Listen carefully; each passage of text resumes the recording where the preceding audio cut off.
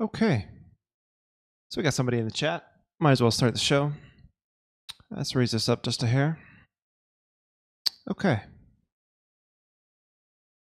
All right, so the plan for today is to mix some chess, actually playing chess, with something that I've found out recently is probably really useful for learning chess, which is the endgame study. So we're going to be going back and forth. I'll do one endgame study, and then we'll play a game. We'll go back and forth. You know, the motto of the stream is have fun, learn chess. We've been doing a lot of the fun stuff. We haven't been doing too much of the learning stuff. So, yeah. So that's yeah, you work. You got the beginning of the stream. Nicely done. You're one of my favorite uptime command users, coming in half an hour late lately. But yeah, today you made it at the beginning. So yeah, we're going to be alternating between in-game studies and playing some Blitz. I learned recently. I guess I was listening to a podcast called what was the podcast name? It was like Perpetual Chess Podcast, and he interviewed this guy who went from being an FM to getting his first IM norm and a much higher performance rating than his normal thing. And he'd been studying chess for the past year in a way that was really, really effective for him. And part of his daily regimen was waking up at like 6 a.m. in the morning before he started work and doing endgame studies for like an hour. And that's basically the majority of what he did was in-game studies and studying Grandmaster games. So I'm still not ready to dive into the Grandmaster games yet, but I have a collection of in-game studies that we can start diving into. So I think what I'll do with a couple of you here in the chat already, you can do these with me. I've actually done the first two by myself already. But yeah. So I'm just going into Jerry mode really quick for a second, and then I'm going to, hey Raj, how's it going? What am I going to go to study here? So I'm going to click on my studies, and I created this new in-game studies thing. Okay, so the first one is this study here.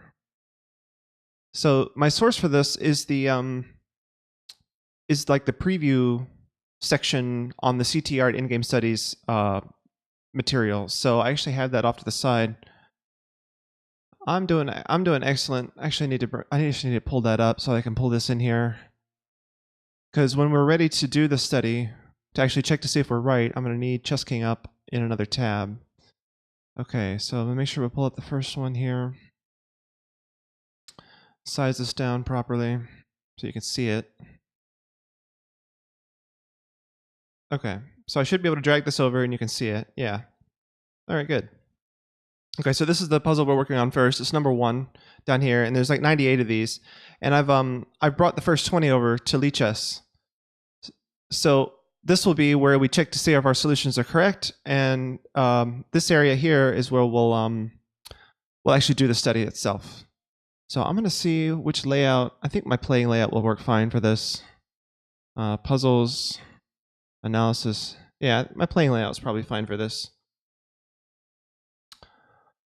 So, since I've already done this one, I'm asking for audience participation.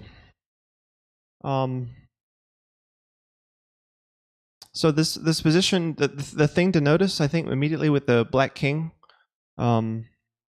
is that a lot of the squares that he can go to are already attacked by white's pieces. Yeah. So in-game studies are some of the most, I guess, potent as far as learning calculation in your chess. So this is what I'm after here today. I want to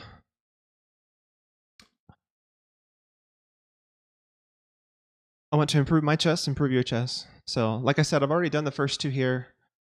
Excuse me for just 1 second. I've done the first 2 here, but we haven't done the third one. So we'll do the first 3 really quick.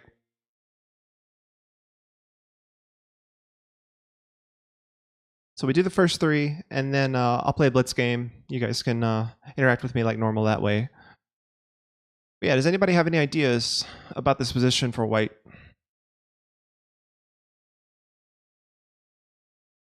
It's white to move.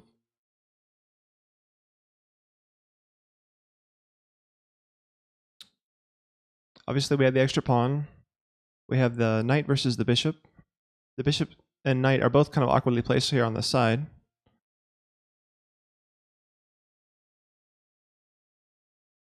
And I will say, this is some of the beginners may actually find this challenging. These puzzles are not simple by any means.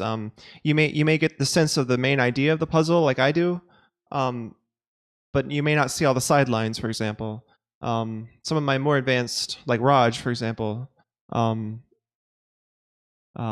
might be able to see everything, or at least most of the lines. So one of the things I noticed as white here that we could do is to put pressure on the bishop so that it has to move. And then the knight can go here and guard both of these squares. Right, you have the right idea. So pushing C will put the king in check. But right now the king has these two escape squares. And if we were able to get our knight here, the knight would cut off these squares of the king, and then the C3 push would be checkmate. So that's the goal. But how do we get there? And what ways does black have to make that much more complicated and much more tricky? Black has some really interesting defensive options if we just go directly for this plan, in 3 moves. There's something that black has that I didn't see at first, actually, when I solved this puzzle. I had to actually put some moves on the board, and then Chess King actually surprised me with the defensive option that black has, which means that I didn't completely solve the puzzle on my own, right? If you don't see all the lines from the initial position, then you're not seeing you're not calculating all the moves.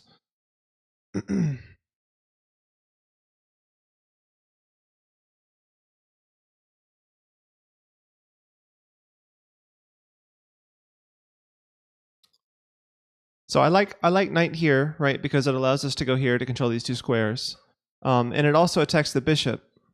So the question is, after the knight moves here, where does the bishop go? That could maybe cause white some surprise or concern.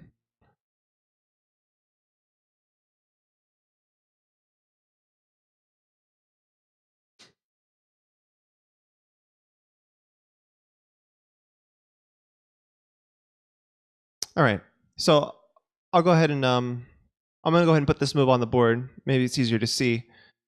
So I'll put this move on the board, knight f6. And again, this is just our scratch pad. We'll check our answers later with Chess King. Okay, so I'm going to move the knight here, and then the bishop, there's lots of moves for the bishop, right? I mean, he has all these different moves. Obviously, some of them are terrible, and we're going to eliminate the ones that just drop the bishop immediately. So all of these suck. This one sucks. Okay. So there's 3 moves here.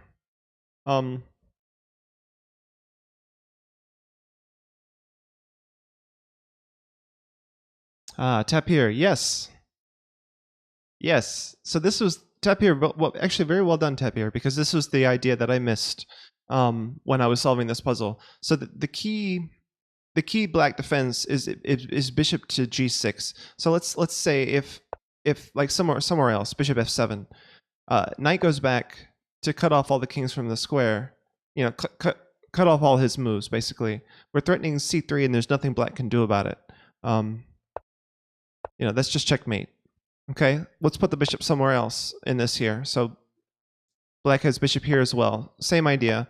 The black bishop can't do anything to stop c3. Checkmate.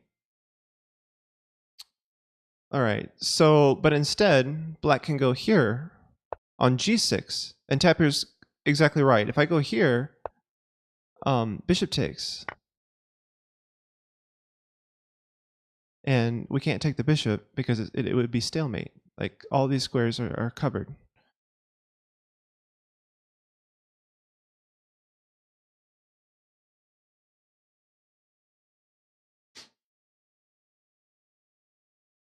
And if we just try to push c3, then the black king escapes here. So what do we do in this case? So we've just ruled out c takes d3 and c3.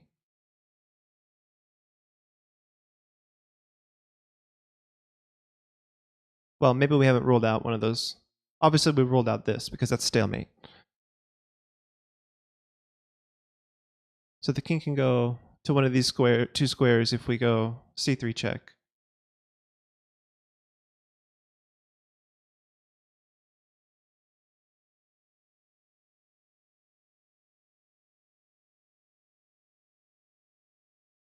Okay, so the point is, and maybe I haven't waited long enough to reveal the solution, but I'll go ahead and give it away anyway, just because I've already been through this. And so the point is that after c3 check, the king has to go to one of these two squares, which is available to the knight, and the knight can fork in either direction. So if king here, then knight here, and then we pick up the bishop. And if king here, then we go knight here and pick up the bishop.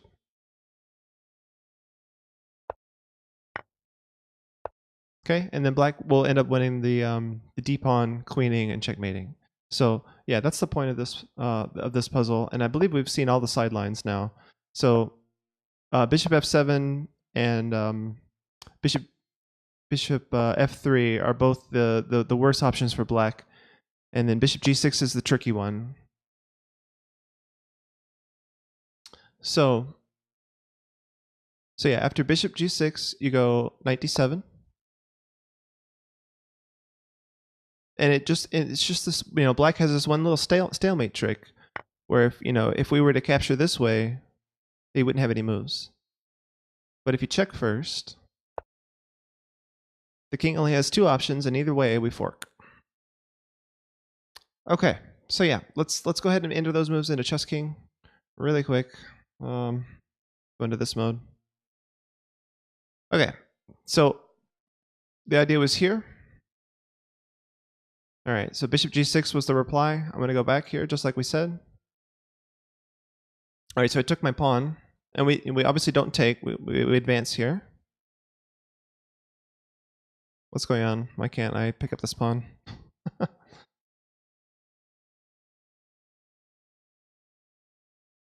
Okay, I'm clicking on this square, nothing is happening. That's disappointing. Okay, I'm gonna switch back. All right, let's try this one more time.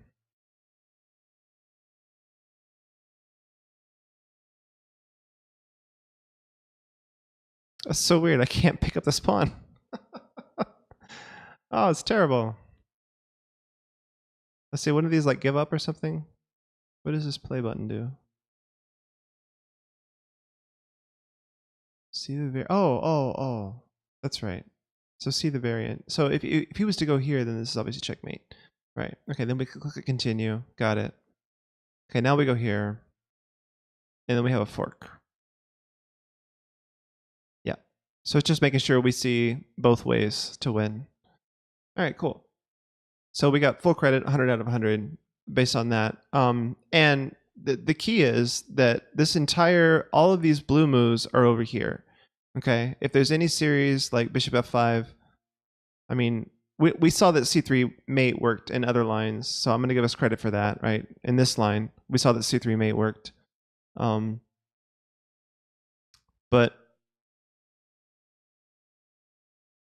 yeah. So yeah, we saw everything here. All right. So I'm going to put that back up. I'm going to bring up 2 on Chess King, and I'm going to bring up chapter 2 on Lichess. All right, now we're going to do this puzzle. And again, this is the second one that I did before I brought all this up, just because I wanted to check to see how difficult these were, and I wanted to see how well it might have worked for the stream. All right, so the situation is the black's king's in the center. White's king is nicely restricting its squares. The rook is also restricting the black king's squares. We have the bishop supporting the bishop supporting the rook, and rook supporting the knight. But the black rook is starting to take our knight.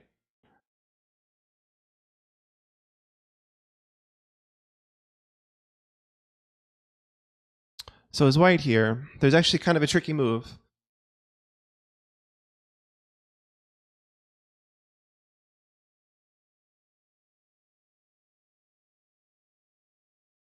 So anyone have any ideas in the chat?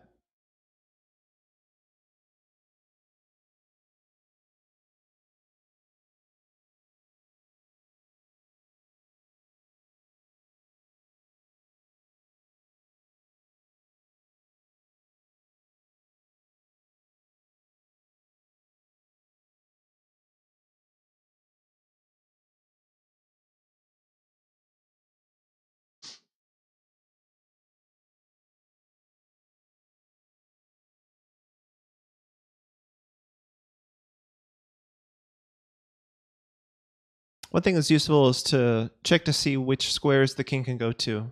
Right now, the king, obviously he's not in check himself, and this square is safe for the king. Yeah, he worked. These are not easy. I don't blame you at all. Like these are not easy puzzles. It's funny because endgame puzzles are deceptive, right? Because there's so few pieces on the board. You should feel like, oh, well, there's only so many options, right? It shouldn't be that difficult. But like the rook has probably way more moves now here than he would normally have in a mill game, and so does the bishop, right? The bishop has so many moves to consider.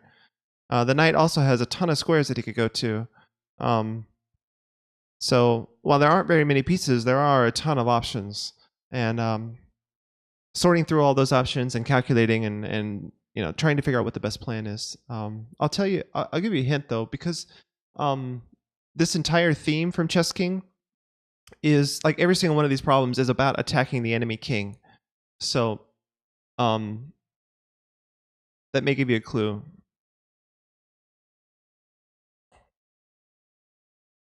I'm going to make the board bigger here really quick. There we go. So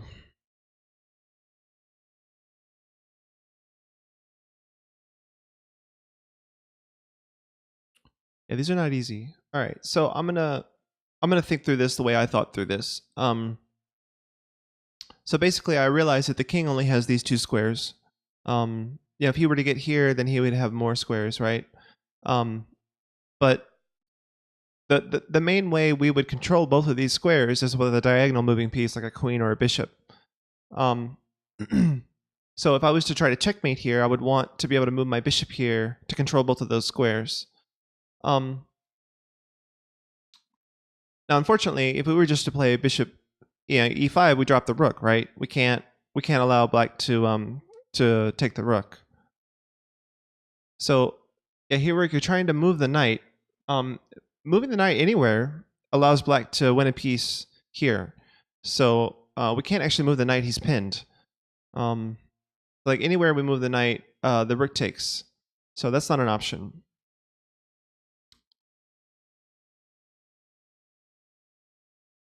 So we can't move the knight.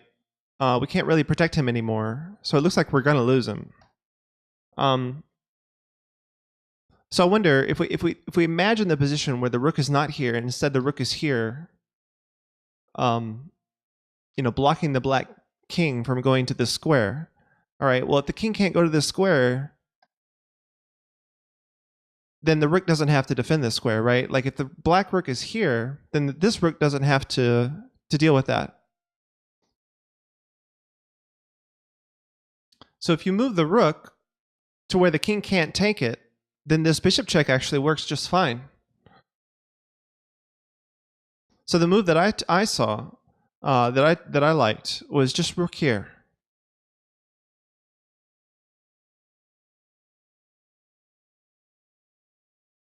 Yeah, like I said, any knight move, we just lose a piece on e7. And then it's a draw because all white can do is just take his pawn with the knight, and the game is a draw, right? We're trying to win here. So if we let black trade rooks and then win a piece, then all we have is our knight, and we can't checkmate with the knight. And the best white can hope for is just to capture this pawn for a draw. So yeah, tap here. Rook e8 actually makes it so that we can play this check without losing our rook. And it also holds these squares, right? So the only move really is rook e8 to hold all of these squares still away from the king, and we're threatening, bishop here if he takes the knight. Okay, so we'll mark down rook e8 as the first move. Yeah, tap here. You're right. So rook e8 is the first move, but now we have to consider all of black's replies, right? We shouldn't assume that our opponent is so dumb to walk into checkmate in one, right? So what do we do, for example, if the king takes our knight, or if the rook takes a knight, or if the king doesn't do either, right? Or maybe the rook gives check. There's all these other options that black has that we got to make sure we can deal with.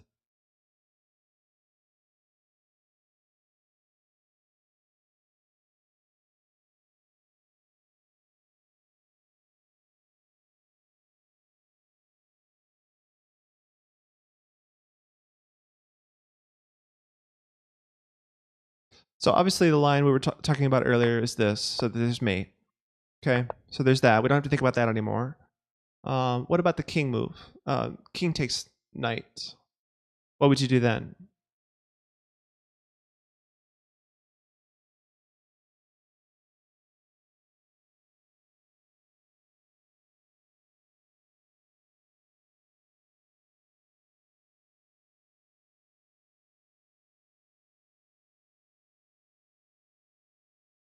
Right. Yeah, he works correct. Yeah, so there's a rook move here on the king, to force the king back, and then you win the rook. Okay.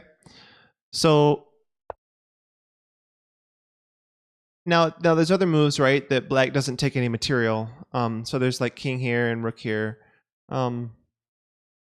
So in those situations where black is trying not to win material, all we have to do is make sure that we keep our extra material. I think. So like rook check, for example, we would just block. I think block with the knight so that we're not losing this knight. Yeah, that makes sense to me. Okay, and so now we have the 2 extra pieces, which should win. No problem. Like we're not checkmating the king, but we're not losing anymore. Like we've gotten out of the fact that he's about to take our knight. Okay, so and the same thing with the king.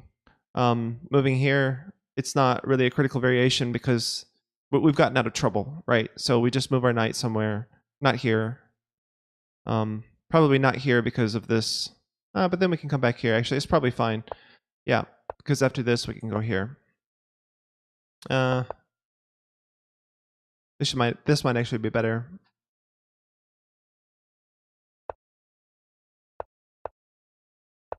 Anyway, so I consider these lines a little, kind of like secondary because we keep all of our extra material.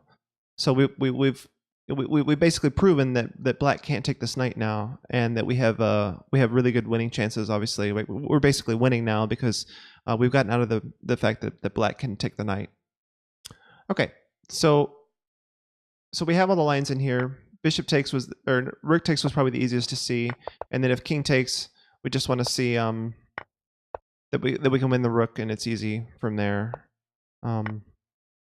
So all that's left now is just to win this pawn and then checkmate him. In fact, he may not even need to win the pawn because like king here, and then you're threatening rook there. Yeah, you could probably checkmate him even before the pawn promotes. But yeah, I feel like we've gotten all the lines that we needed to. Let's check our solution now.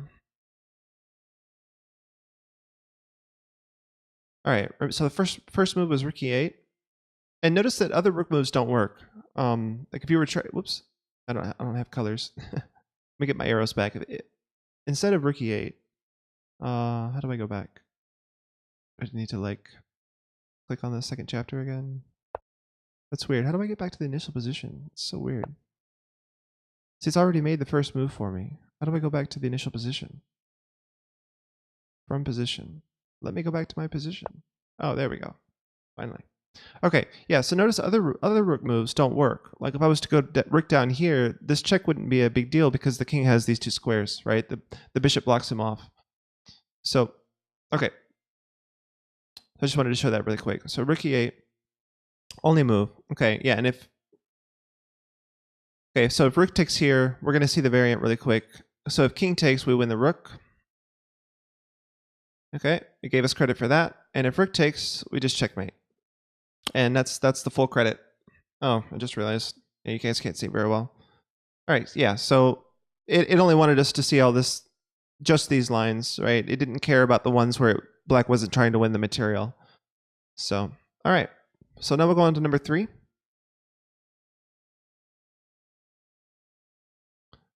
All right, and this will be the last one we do.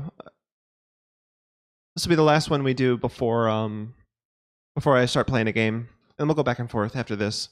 But this is the first one that I haven't actually solved myself.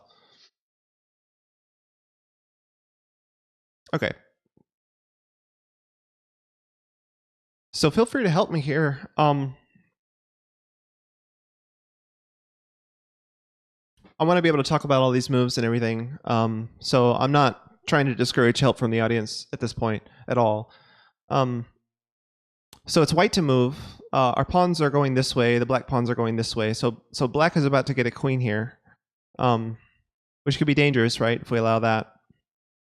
The black king doesn't have that many squares he can go to, right? He can go here, here, or here.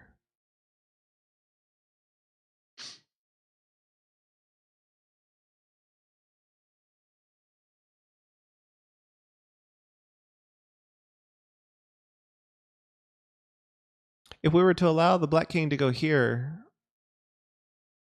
without defending against this, then there would be two different attacks. So I don't want to do that. So I'm thinking bishop here might be a good first move, just to block off the pawn. But then black has this move, interrupting the bishop. Yeah, so bishop d5, I was just looking at that myself, but then what do you do when black plays pawn to e4? Suddenly h1, that's a big deal, right? We can't guard h1 any longer.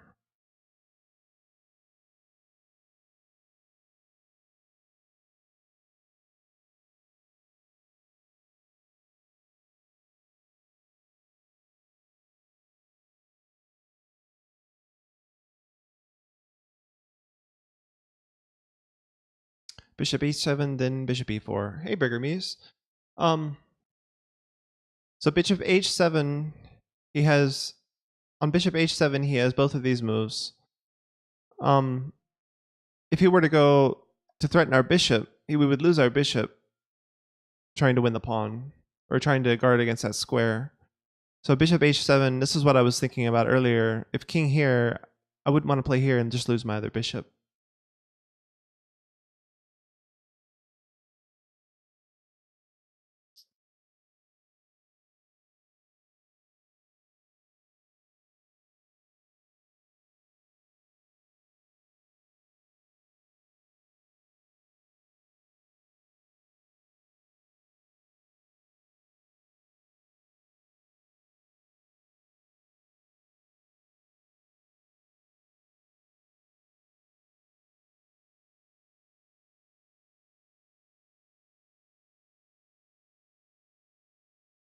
This is tough. I wonder if there's a way to form some kind of mating net, so that, you know, we can let him get a queen if we can checkmate him the next move, or the next two moves or something. I don't know. Yeah, because the two bishops alone are, it's kind of difficult, actually. I mean, we'd have a pawn to help, but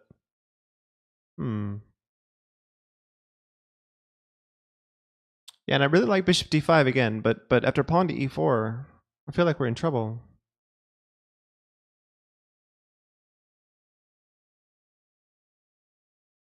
Then again, the pawn on e4 kind of helps us, because it means that the king really has only two squares, even if our bishop moves away. So maybe like king here, pawn up, and is this checkmate? Right, if his pawn is here, oh no, he has king here, actually. Maybe king here, so that the king actually guards this square, and then the bishop back would be checkmate, I think.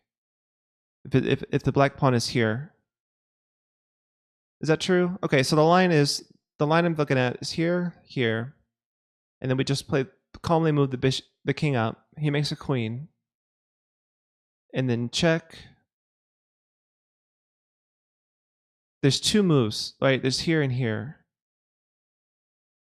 On king here, bishop check here would be checkmate, and then on king here,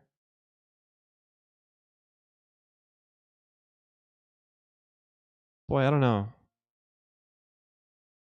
e4, king f7, bishop e6, king e5, bishop d3. I think you mean bishop g3. Yeah, g3 works the same as bishop f6. But what happens? So Ruslan Ponomaryev. Oh, Ruslan Ponomariev's here. Hey, welcome to the stream. So bishop g3 is good. It works the same way as bishop f6. But I'm trying to figure out what happens if king g6. Because after after bishop e6, there's two moves for black. There's king e5, and then there's king g6.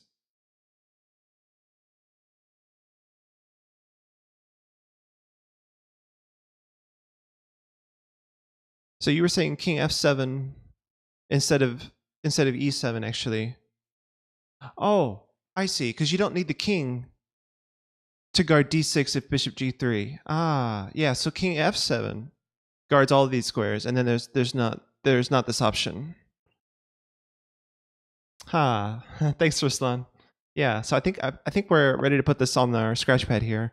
So bishop d5, and then e4 to try to do that. And then I was thinking here just to take away the square, but we don't need to if we have the bishop, yeah, there. So king here to take away this square crucially. And now if he tries to make a queen, it's mate in 2.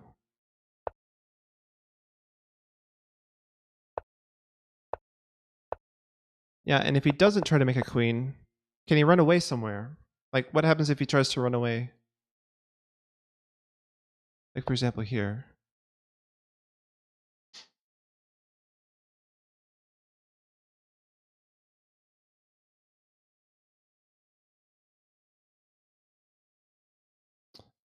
I suppose in that case, actually, we can just take the pawn and then advance our pawn this way.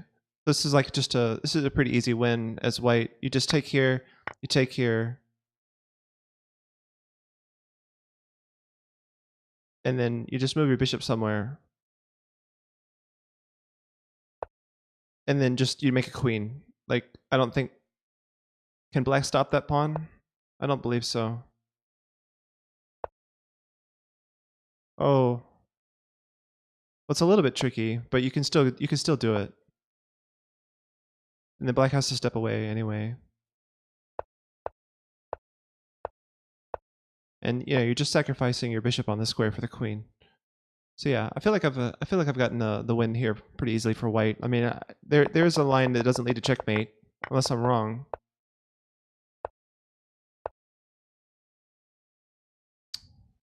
So it's the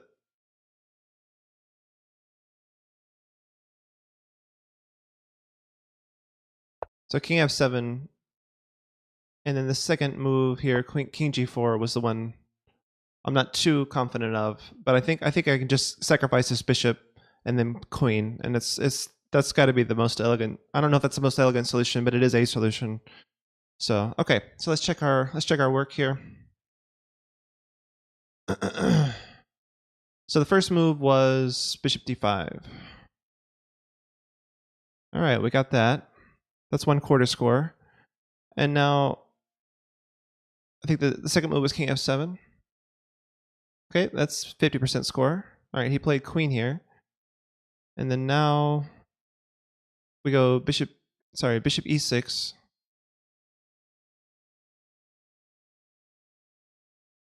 And now bishop d3.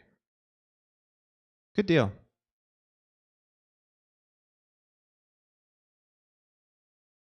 All right, so we got that one. All right, so before going on to the next one, though, I'm going to relax a minute, take a breather. All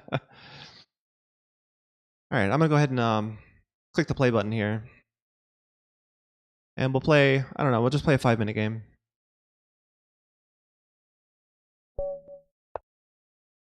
Okay. Slav defense.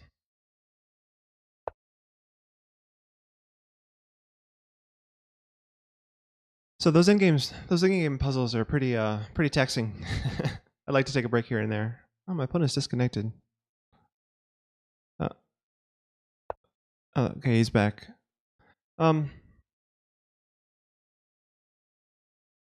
So knight here, just d6.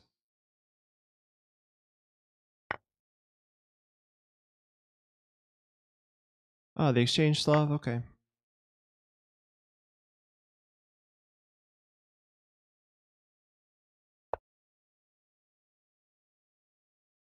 The Nimzo. Yeah, I've never really played the Nimzo.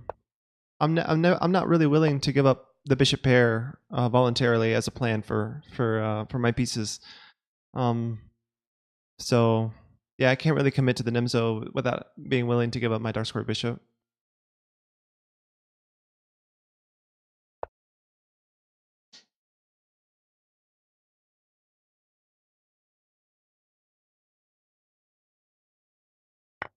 I mean, I know the Nimzo is decent, and it's fine for black, but just as a general preference, for my own preference, I like to keep the bishop pair if at all possible, or trade it away like I just did there, where neither of us now have a dark squared bishop.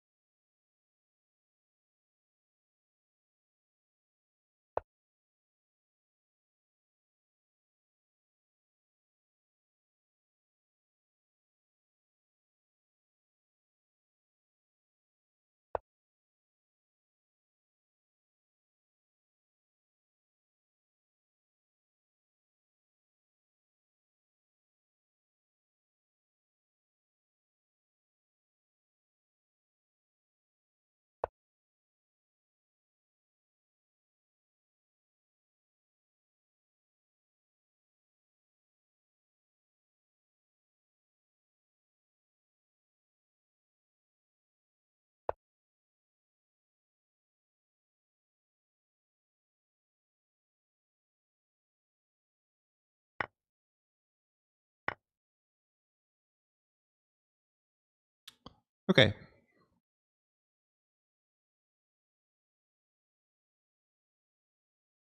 Yeah, thanks here, Eric. I mean,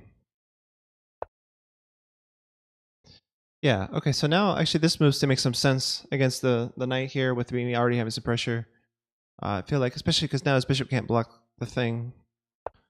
So I may being able to weaken his king side now. So I feel like this was inaccurate. Like he should have played here, maybe.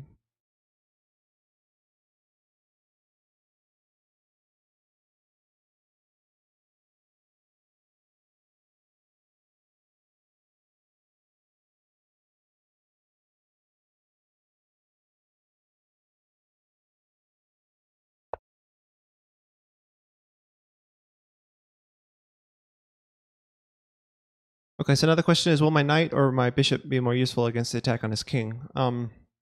If he takes back with the pawn, I think the bishop will be nice here. So knight takes, pawn takes, bishop here.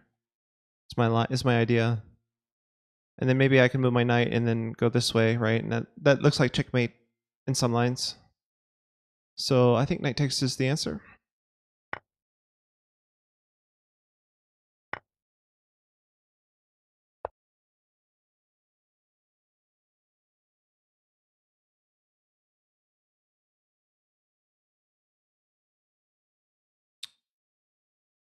And so now I just want to move my knight anywhere, right? So the queen can check here.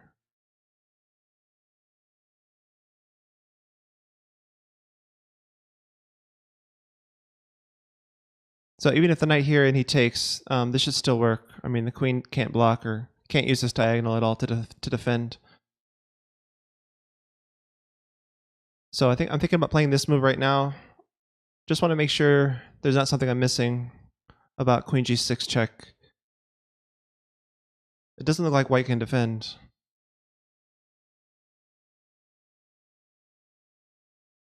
Even if, oh, knight takes, then he can defend. Okay, so maybe knight here so that I can meet this with just taking it.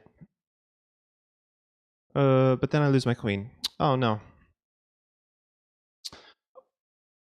Knight here doesn't work because then there's no queen check.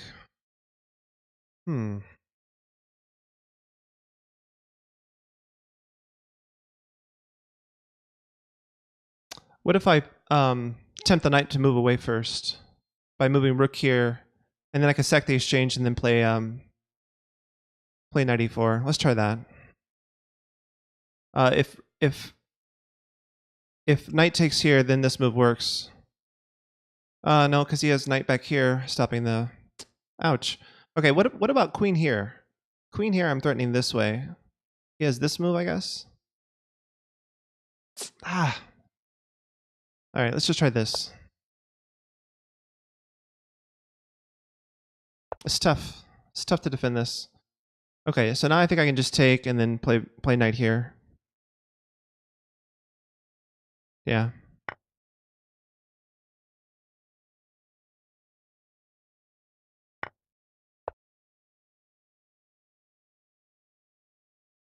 This should be working now.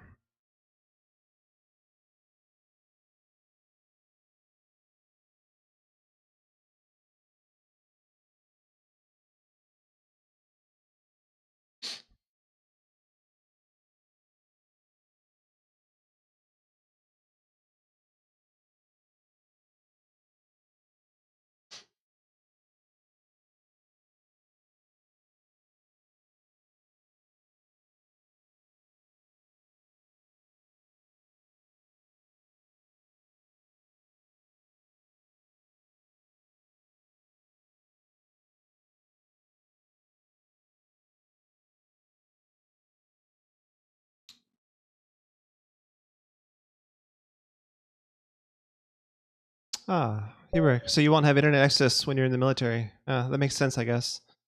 That's too bad. So you graduate from high school and then have to enter in the military. I guess it's is it mandatory in Finland?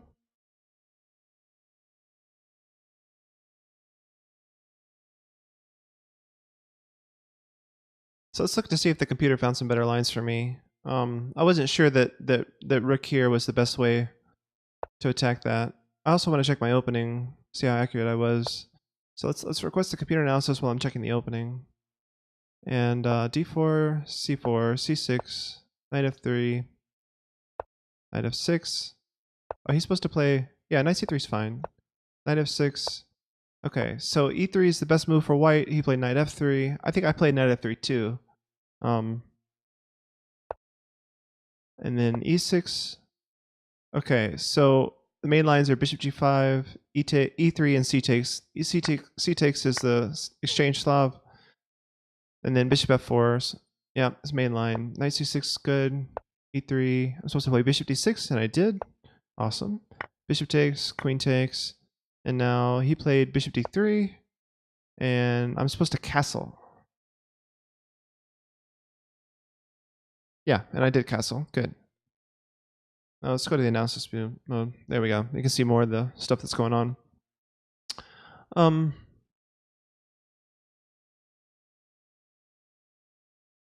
So he's supposed to castle. He did. This is all theory. A6 is inaccurate, actually. I'm supposed to play bishop d7 here. I didn't want him to get tempo on my queen with his knight, so I played a6 kind of prophylactically, but that's not actually very good. It's interesting. What am I supposed to do with my queen after bishop d7, knight b5? Just out of curiosity, I'm gonna look at that really quick. So knight b5 apparently is not a thing. Okay. So knight b5 is not something I should worry about. Bishop b5 has been played. Mostly people play rook c1 here. Yeah, very drawish. You're right. Like the history is draws, but they can be fighting draws, for sure. But I mean, you saw that, especially in lower rated players, right? You don't get too many draws under 2200, under 2000. So a6 is kind of a sideline, and then we started moving pawns here. Yeah, and this has not been played very much. But okay, yeah, I played the e5 break, and we got this thing here. Yes, bishop c2 was more than an inaccuracy. It's actually a mistake. And then bishop here was good. Bishop b3 was an inaccuracy. Knight takes was good. Let's see what the computer likes. So rook e1. And now queen e5, actually. I looked at queen e5 briefly. What do you do after f4? Oh, the knight's hanging, of course. So queen here, actually, whoops. The queen here has two threats, right? Here and there. So the knight has to go there. queen g5 here, and now you're threatened to win the knight with this. Interesting. I don't know. This looks like a complicated attacking thing. I was going for a trick, actually. So I went rook a8 was a mistake, apparently. But he had to play knight e2, which was not the easiest move to find, because it looks like he was concentrating on my weak pawn here. Like, he was really concerned about my weak pawn here. Yeah, so this just loses. So rook takes c3 was fine. Queen takes c3 is a blunder. He should have like sacked his. He should have just sacked the knight to guard on the king's side, but he took back, and I guess he didn't realize. Yeah, knight e4 is the win. It's mate in 10 forced. Queen c7 to be able to block. What a weird computer move. You just take the queen. Nice. But yeah, that was a fun game.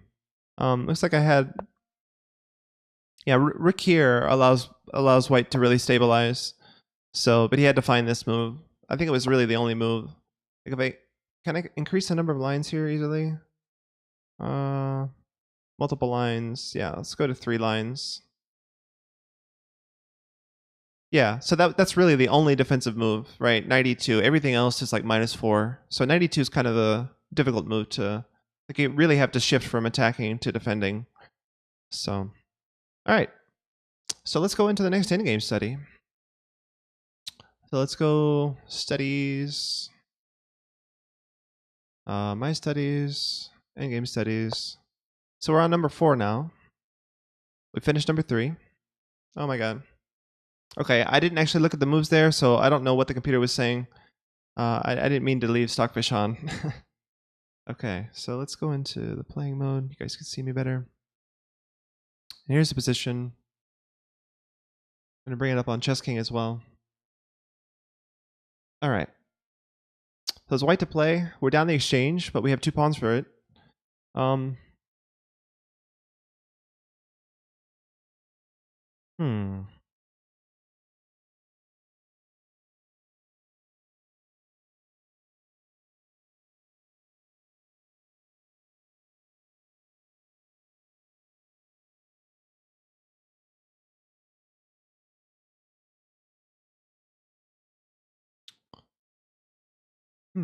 So my first instinct is to like cut the king off, like to go here, for example, but just turn off the opening book as well.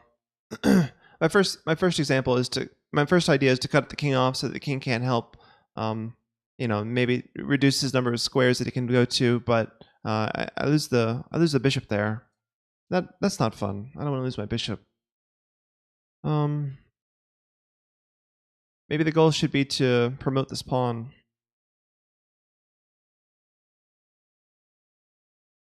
So like after pawn up, for example, what can black do to help prevent that pawn from advancing?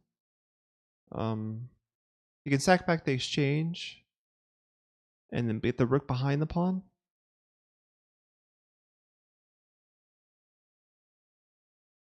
There is a check available. We could go check here, and then the king would have to go to one of these 2 squares, or the rook could have to block.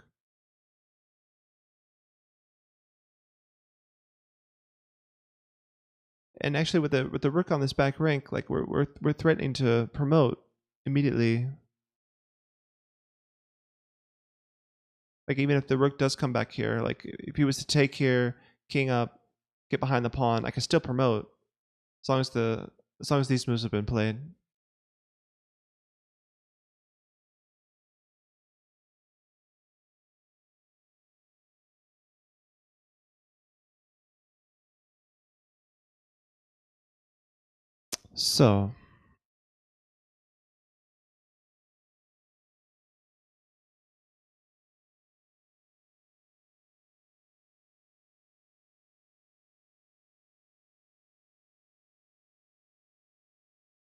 So now I'm thinking rook h8 check, king moves to one of these squares, and then pawn up, sacrificing our bishop because we're threatening to make a queen.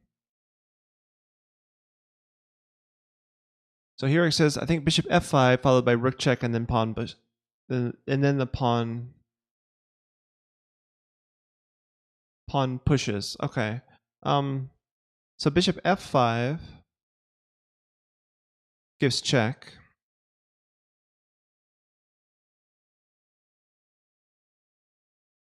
So the thing is, with the only downside I'm seeing with bishop f5 is that the king can get off the back rank, meaning that the rook check no longer controls the queening square. Like say bishop f5, king here, rook check, king up. You know, and I have to use another tempo to get to the back rank to control the queening square. But actually, king up, there's bishop back controlling the queening square. So that line it may actually be an improvement because I'm not having to sacrifice the bishop. So bishop check, king up, rook check, king up again, bishop check to control the queening square. And then king moves again, say here, and then we push. Yeah. Yeah, I like that here, Rick. So I'm gonna enter those into the scratch pad here. So bishop f5, and the king really wants to get off the back rank so that the rook doesn't control the queening square. So I feel like this is the move. And now both of these squares are cut off right by the pawn and bishop. Oh, you know what? We actually have rook here up to here, followed by this. That actually forces the king to the back rank with the rook checking on c8. That's probably actually better than this. But actually, the rook can block. Maybe it's not better because the rook can block. Here, the rook can't block. And if the king goes back to the back rank, we're back in this line where the rook is controlling the queening square.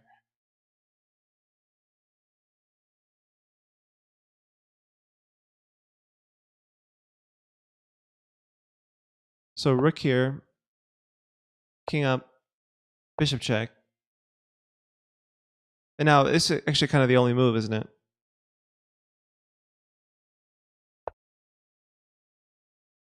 So now pawn up.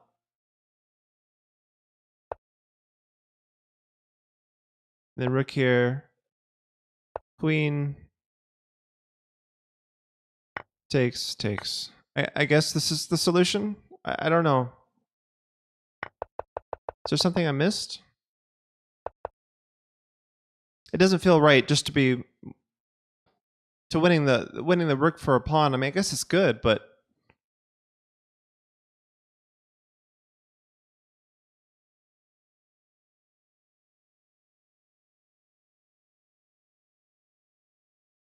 bishop f5, king c7. And we said that if rook f3, it's probably losing.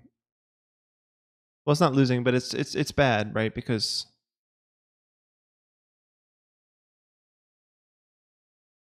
if we just capture and then move forward,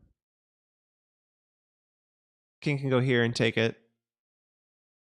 Yeah, that's no good. So rook here. And if takes, we just take, and it's the same thing.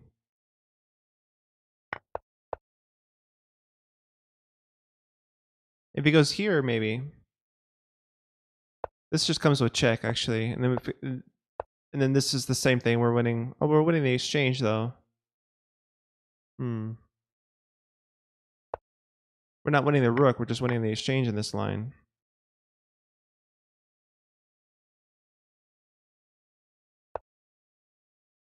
Is there something I missed after king b8? Instead of king up here, what do we do?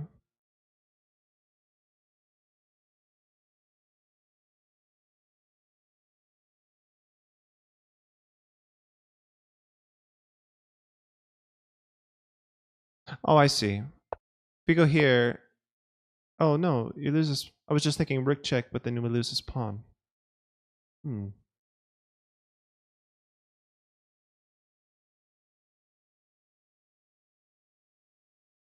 That's the best I can come up with. You just win another exchange. You win your exchange back. And you have 2 pawns basically to win. I don't know. This feels wrong. Like, I feel like black can win this pawn, and then this is not enough to win the game, I don't think. The lone B pawn in the rook in game I don't think works. There must be something better.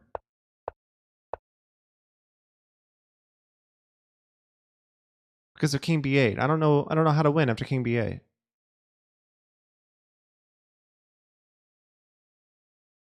B check and don't take immediately. Bishop check and don't take immediately. Alright, let's look at that. So a7.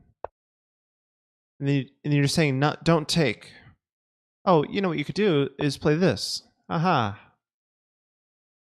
That's a good point here, Rick. Yeah. So b5 actually is an improvement because we're just winning the rook outright. Aha. I like that much better.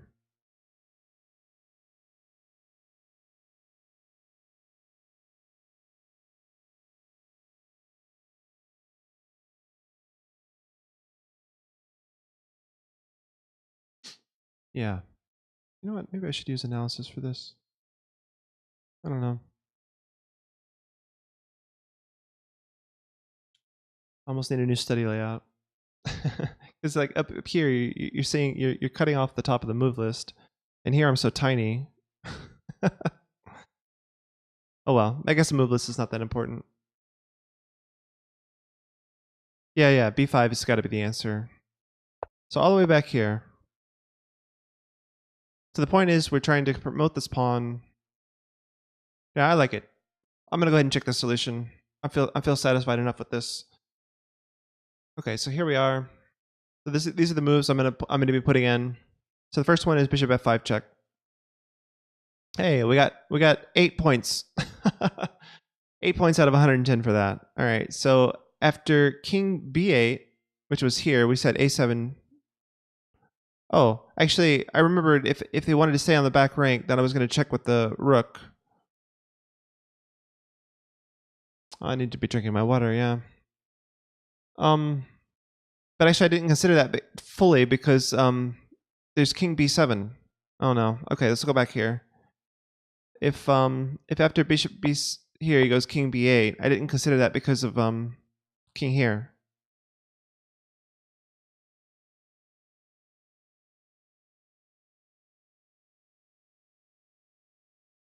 So what do we do in this? And what do we do in this case?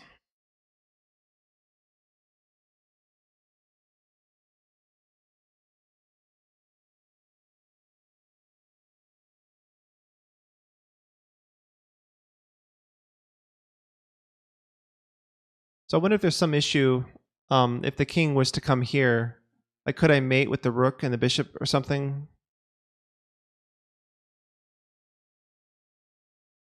The king ends up going here, but with the bishop controlling, I don't know.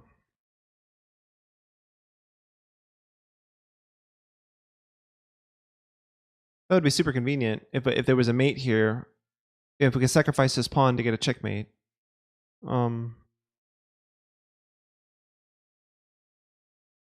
Let's look at that. So I just want to see bishop. Sorry, pawn to b7.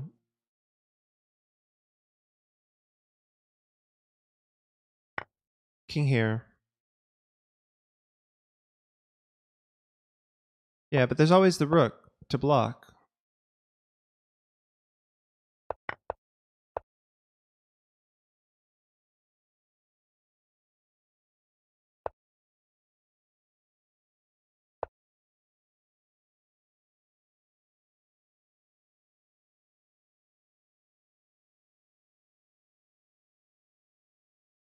Yeah, so obviously I don't get full credit for this because I did not consider king b8. I was just thinking, kind of autopilot that he would want to get off the back rank so that the queenie square wouldn't be part of the check. But yeah, a7. Yeah, this is hard. So king b8, what do we do? I really feel like we need to change our plan here. Like,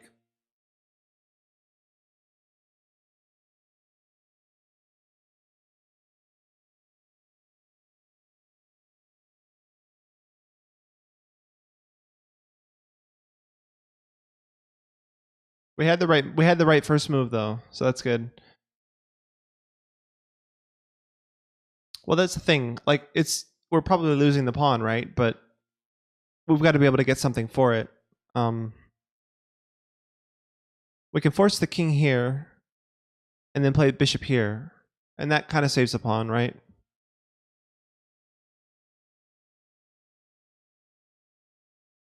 Because actually, yeah, if king here, rook here, he can't go to c7 because rook here would be checkmate. So he's forced this way.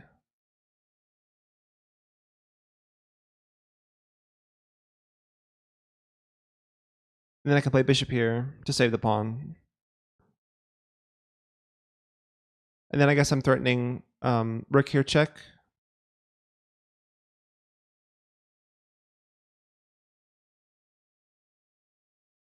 Yeah, so I think my instincts before were correct because I have this bishop c8 move. Let's put that in here. Okay, so my answer is to go here, and if there, we go here. And my idea is to play rook here. With some good pressure against the black king. Okay, we're up to 17 points. All right, so now my idea was to play bishop here. Ah, Hework's got something. What do you got, Hework?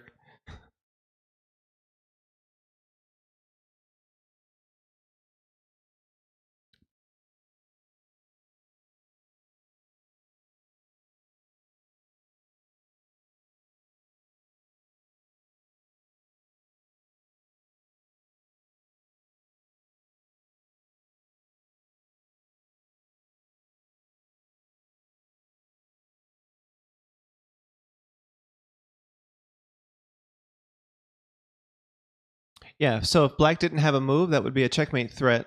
I'm thinking he takes with the if he takes our pawn either with the king or the rook, though, it's not okay. Let's take a look at that over in lead chess. So instead of bishop back to c8, we play bishop e4. Either way, he takes his pawn. It's not mate. If he takes it with the rook, the king escapes this way, and if he takes it with the king, then the king escapes this way. Oh, actually, this is rook. This is checkmate in that position.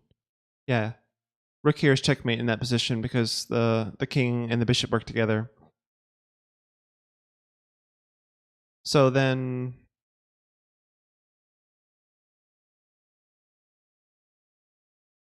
okay, so king takes would be a mistake. If rook takes,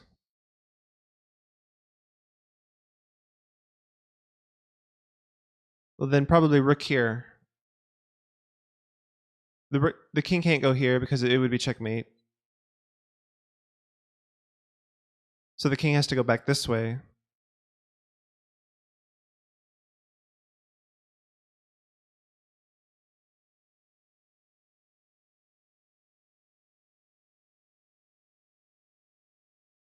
I don't see the progress here, actually. So my concern is that after bishop e4, rook takes, and then I don't see a way to give checkmate.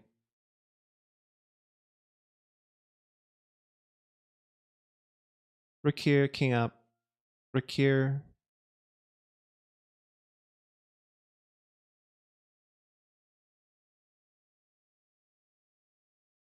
He's got two moves. This looks good in either one.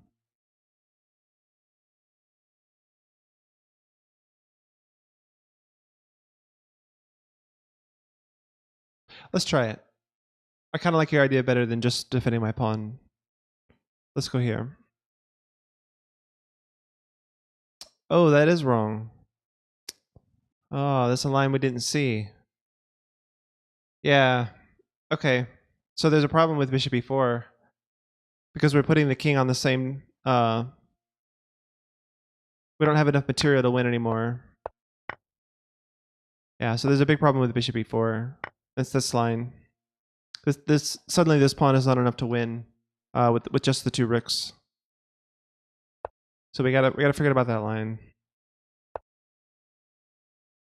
All right. So what I was thinking was bishop c8.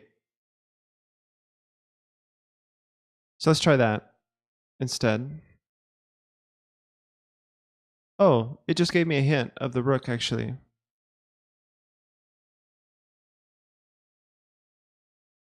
So actually, the only rook move that makes any sense is like the rook check, right? Let's look at the rook check on Lichess.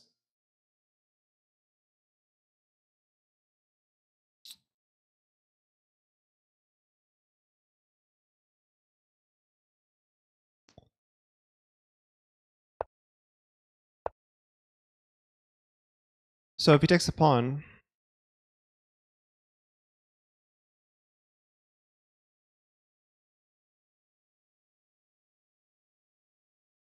oh, I wonder, what if you go like rook back this way, so that you have this check?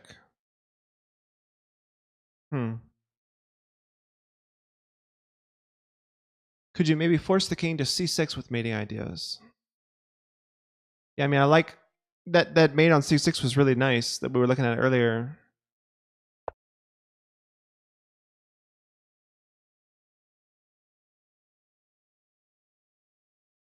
So check and then takes.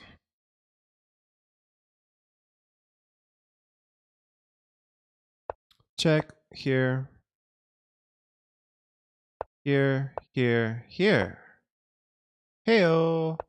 And then yeah, this just sacks a rook and lets his king out. So sacking a rook saves the king, but it is a whole rook, and we should be able to win from there.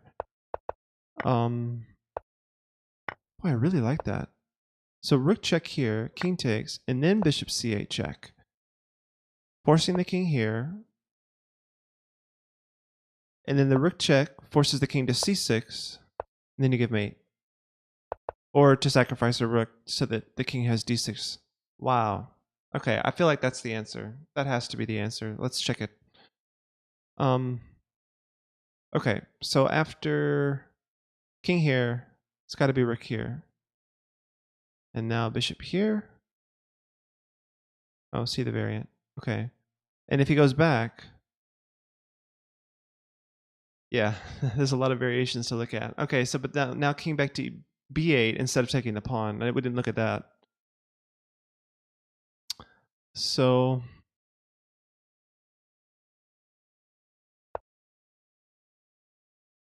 after bishop c8 was not the thing. I need to delete this variation. So king a7 here, we don't like bishop h2. Instead of king takes a6, we go here. Yeah, the king has a lot of places, and so do all of our pieces, and so do all of, yeah, like all the pieces have a lot of places to go, except for this guy.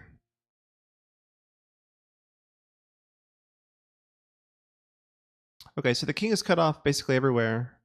I feel like the answer would be a7 check here, a7 check, and then you can do this idea we saw earlier. Yeah. So a7 check, and then the king has to go in the corner, and then bishop e4 should work here with check. Yeah. Yep. Okay, so let's go back. I agree. So a check here, here, here, and here. Actually, wait. You can move the other rook there, and then this doesn't work anymore.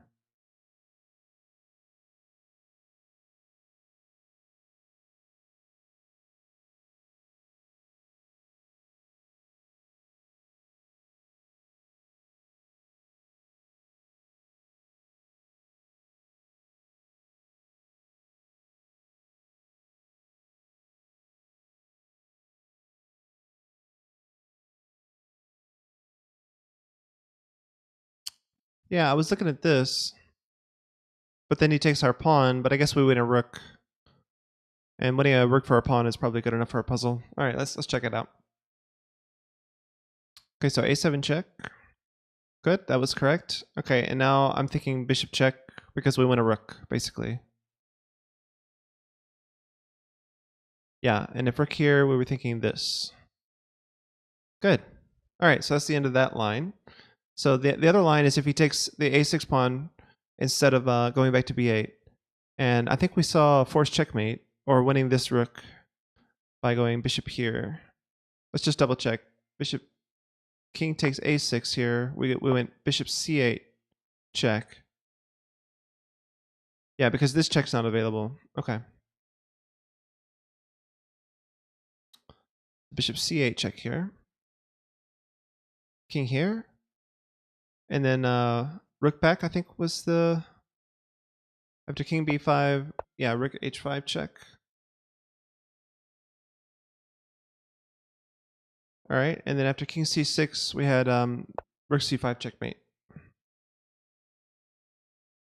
All right, so we're up to 106 out of 110.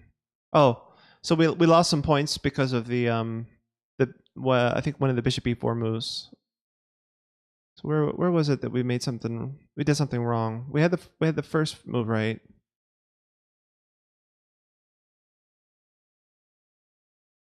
Yeah, bishop e4. We lost some points because of trying bishop e4 here. Because of this reputation with bishop. Oh, what happened? Let's not print it. Yeah, we lost some points because of bishop e4. But that's okay. Okay, wow, that was some hard work. Whew. I don't know about you guys, but I need some blitz. Keep me motivated. Because that was some hard work. There's a lot of stuff going on here. All right. So, let's get a blitz game going. No, it's okay, Heroic. I mean, I agreed with it, right? I mean, I was thinking that was better than what I was thinking. So, yeah, it makes sense. But yeah, I'm going to go ahead and push the blitz button. And here we go. We got a game. All right, Paps Snoke. 1761. All right, c4. I play c6. Slav defense. All right, exchange Slav. Knight f3. I think I need to play... Or knight c3, I played knight f6. I guess I go for like a 4 knights here. It's not really the 4 knights defense because that's an e4 opening. This must be something like four knights variation of this exchange Slav. All right, so I gotta play... I gotta play e6. I have to play e6 here. If I'm not mistaken.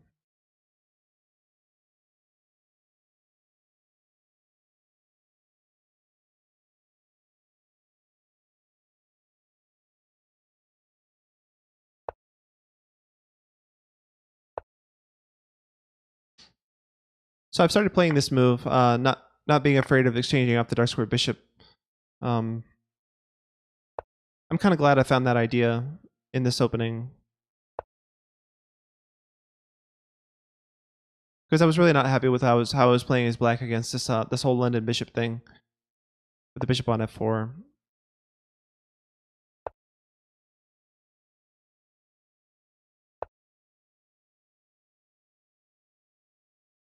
Okay. So this was not a thing, right? In the master opening. Of course, it was slightly different position. The bishop was already out here. But, yeah, this is not supposed to be a thing. Moving your knight twice.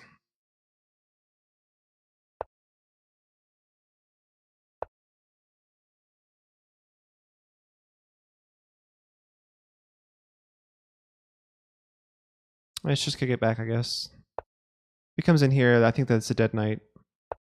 Yeah, good. Alright, so we kicked it back. I'm not sure if I want my queen back on this square or not. I do want to play this move like I normally do from these positions. And I don't think it's necessary to put my queen here in order to do that. Putting the rook here would be nice. That should be okay. Yeah.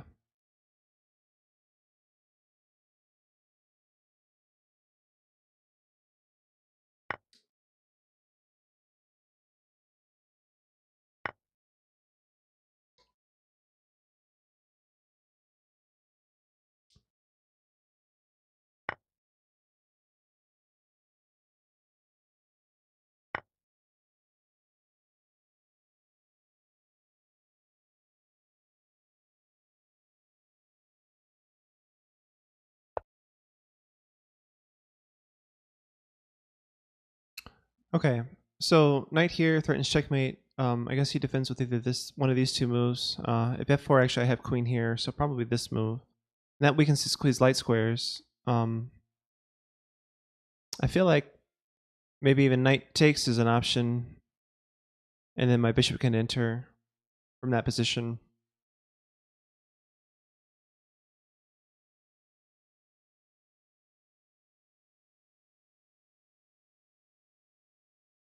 Ah, thanks, Eric. Okay. Yeah, knight g4.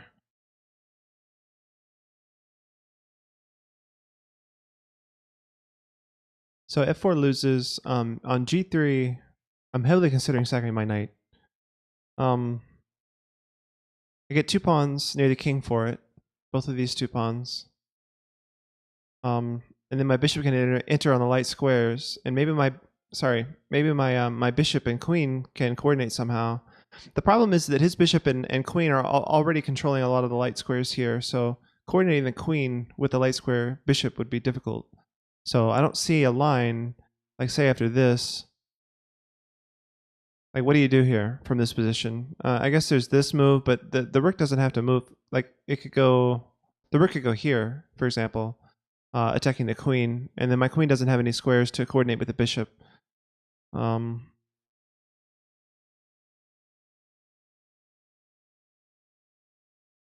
so maybe I need to put my bishop on the long diagonal.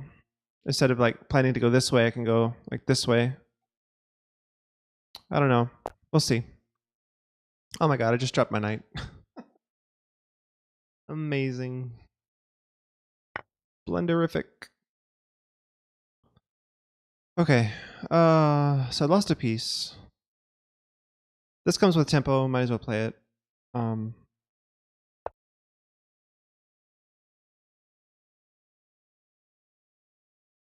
there might be something still left to play for in this position. We shall see.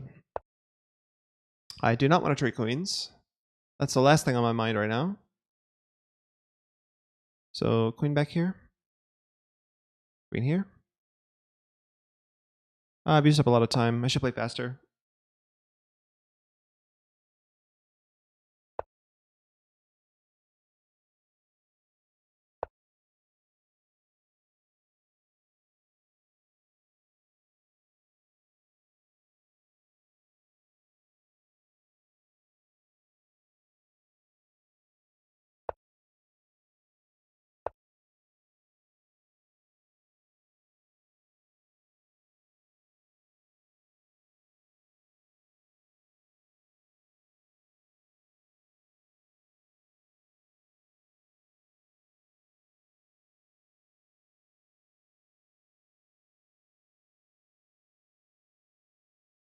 Yeah, see, I think you guys get what I'm saying earlier about the in-game studies being a great way to improve because they are complex.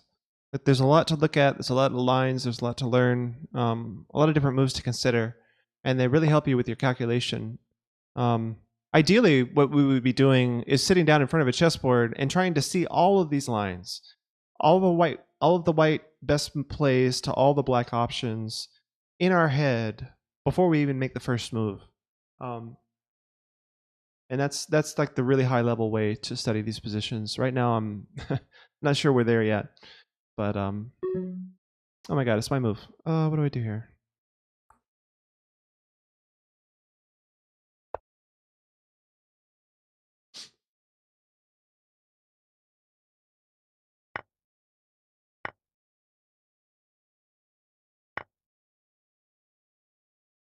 I have no idea what I'm doing.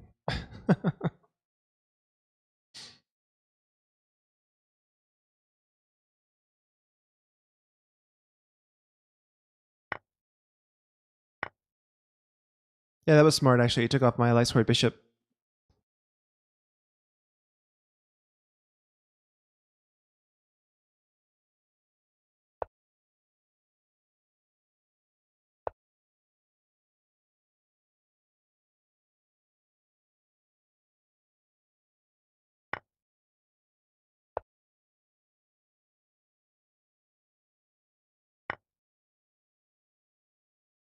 Ah, okay, good game. Wow, that guy had my number. I just had a brain fart there with the with my knight being hanging after moving the bishop. Yeah. The only reason that move was possible because the bishop was on this diagonal. So the endgame studies. Yeah. So the way I found them here, let's go into Jerry mode. I'll show you. I think it's this. So it's this website right here, and I'll pull that up.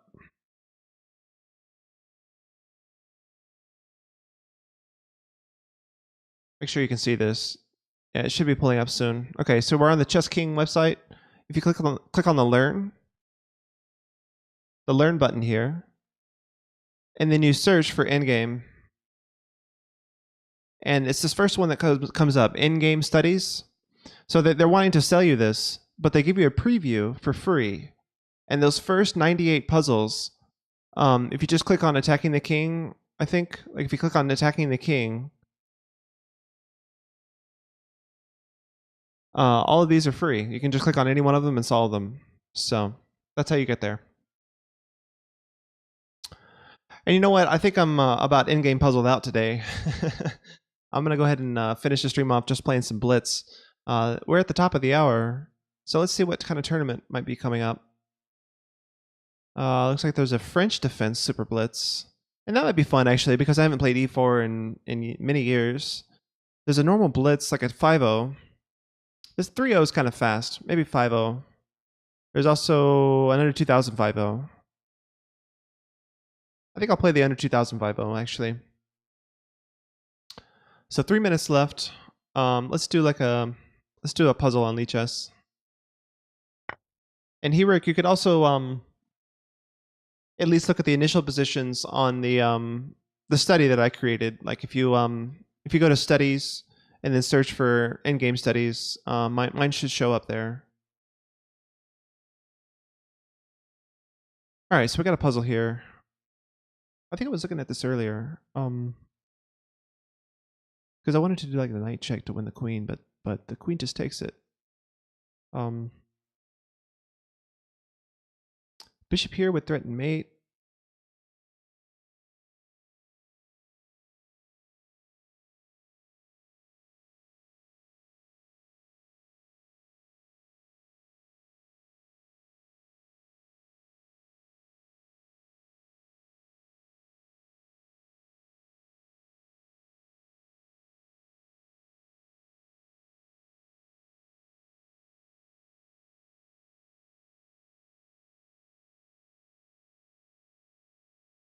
Hmm.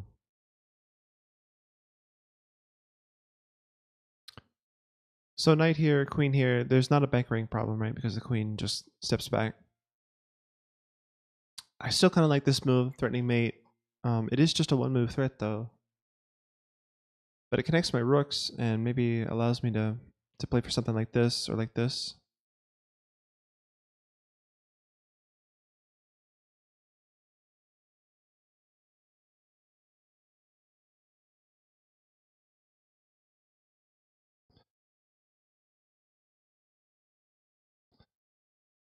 Actually, you know what? I'm not going to play the under 2000. I'm going to play the regular one because I want to get paired up. So we'll play the normally hourly blitz. Yeah. Okay. So normal hourly blitz, and then while we're waiting on that, I'll do this puzzle. So I don't want to spend too much time on these puzzles. So yeah, Bishop B7 was the right move. So now Queen here actually threatens the Rook and a nice double check. That feels right.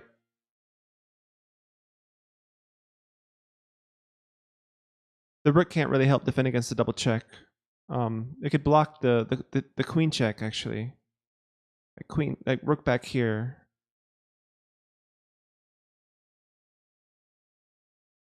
But then I think Knight here would just win the Rook. And any other move, like Bishop here, for example, we just take the Rook and we win the exchange.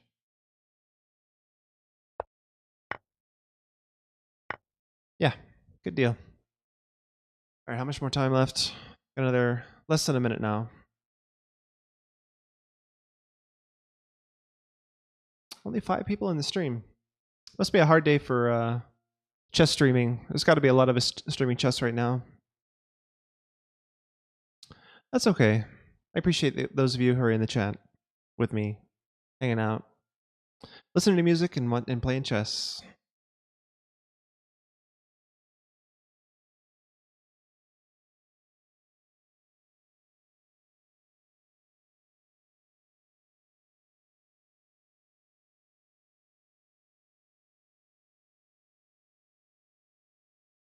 Ten, 9, 8, 7, 6. Oh yeah, 5. a lot of big names are 4, streaming right now. 3, So yeah, I don't blame people for 2, checking out the 1, more 0. popular streamers.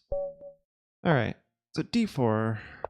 Got our first game against a very, very similarly rated opponent. Okay, so my opponent is playing the Nimzo. I go right into it. I'm not afraid of it. Queen C2, I think works out really well.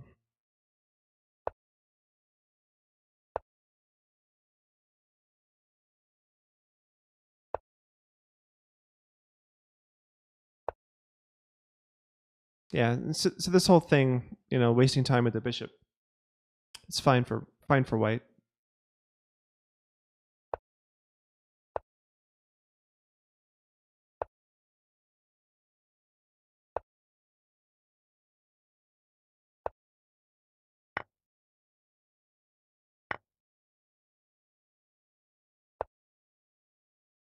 I'm number 10th. Okay.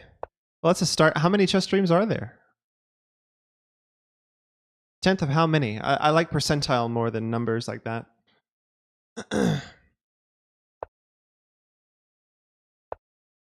I'd be really pleased if I was like in the top 50%, but I'm not sure if I am.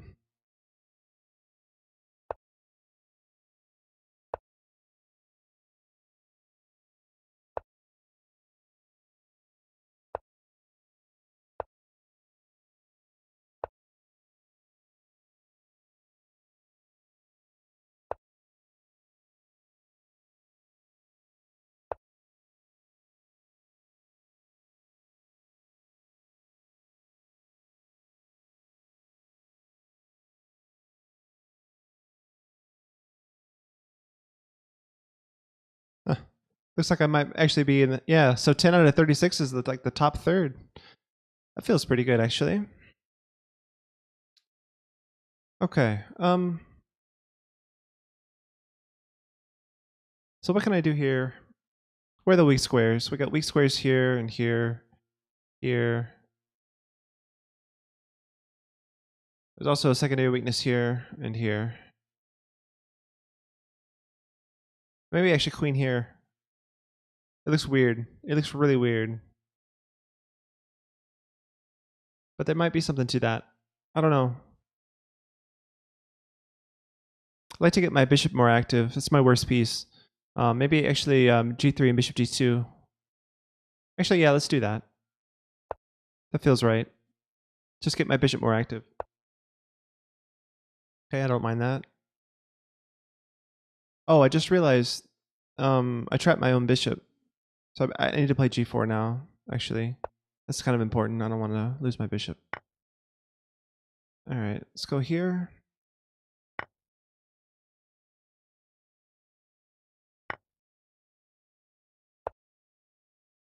I'm missing some tactics. All right, so but bishop d2 was my plan. I did lose a pawn, but I solved my bad piece problem.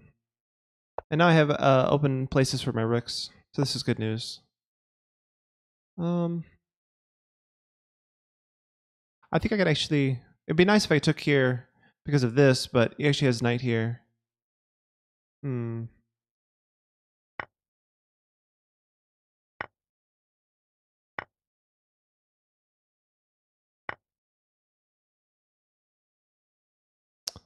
Well,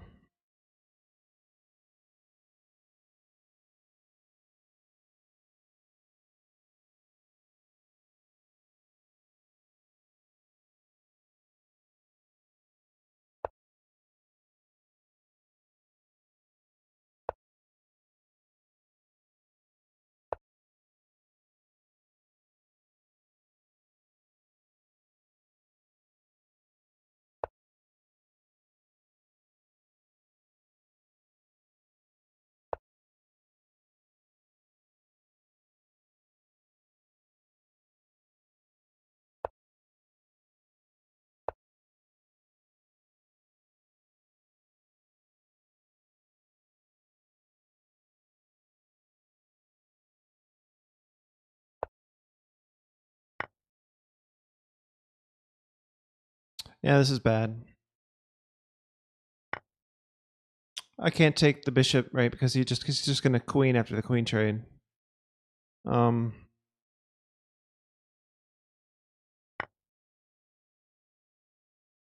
I'm hoping this pawn proves weak, and he can't defend it.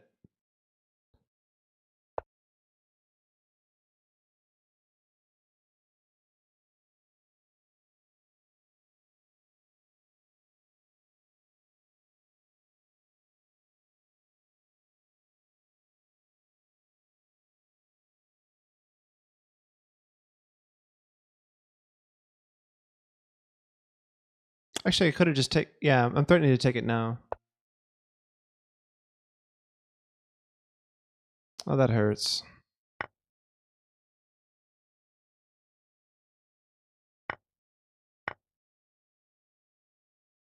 So now I'm a rook down. This is probably resignable. But I do have the pass pawn still, so that's something.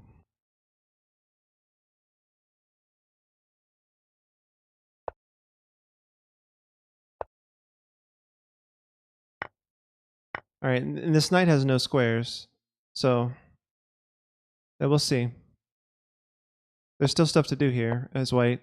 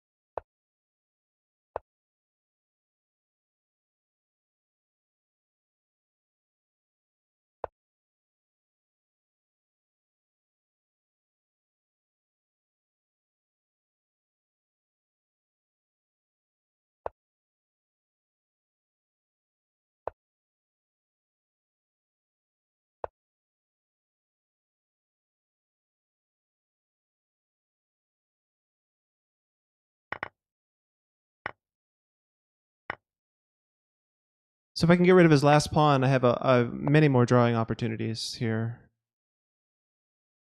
So this is his basically his last pawn, and then it's really difficult to win, like with just 3 pieces.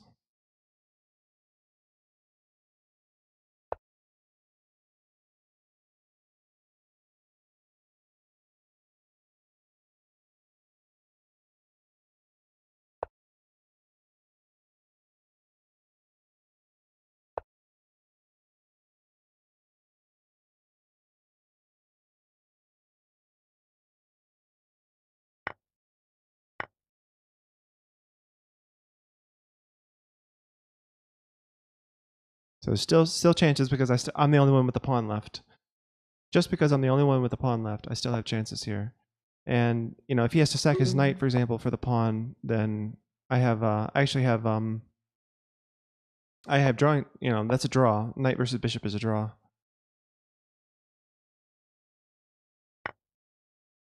Yeah, so this should be a draw.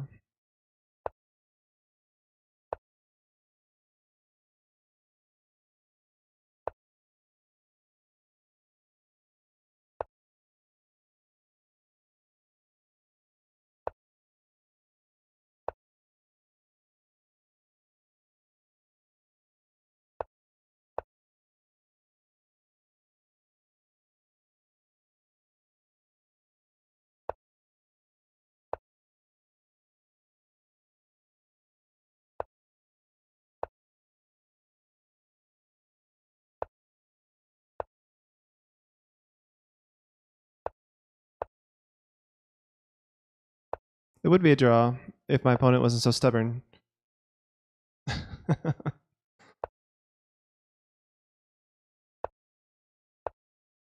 If we can play 50 moves here in 17 seconds, then it really will be a draw due to the 50 move rule.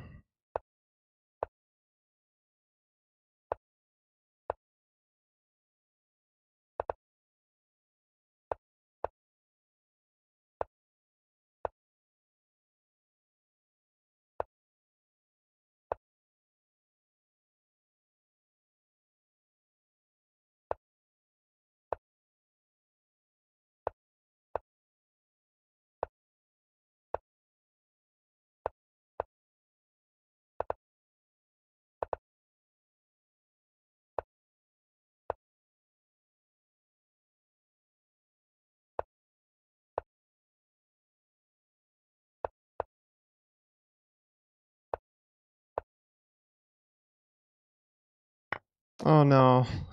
I lost my bishop. He only had 0.6 seconds left. Wow, that was a close game. I was so close to the draw. I just missed the one. Just missed the one rook threat.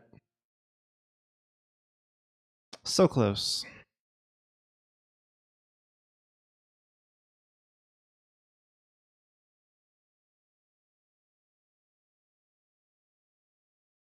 I don't know how close I was to getting the 50 moves. Um,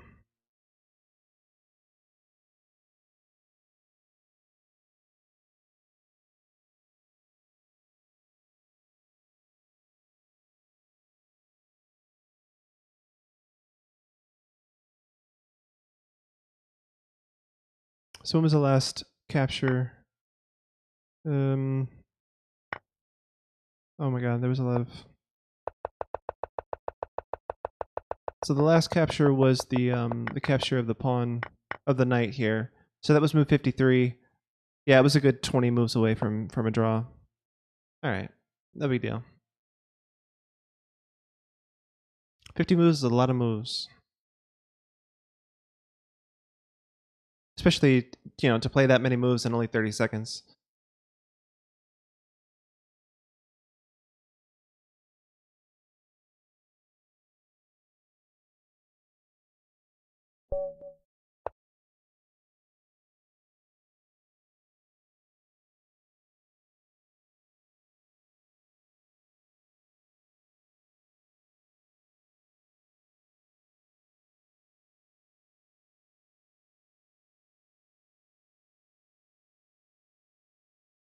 And I'm gonna win. Oh no, I'm not gonna win. He waited to the very last second to play his first move. Tricky guy. That's a weird move.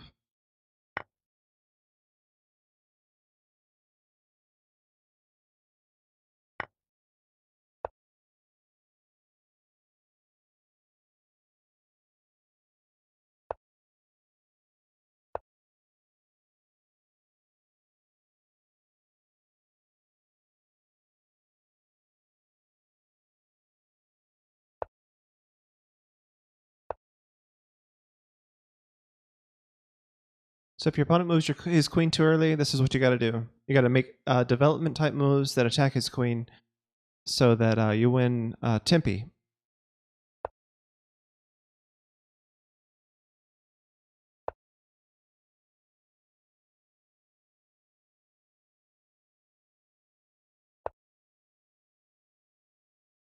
Hey, Cardins, welcome back.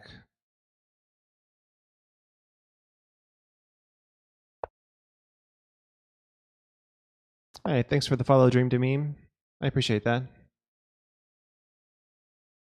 All right, castle queenside. That's pretty brave, actually.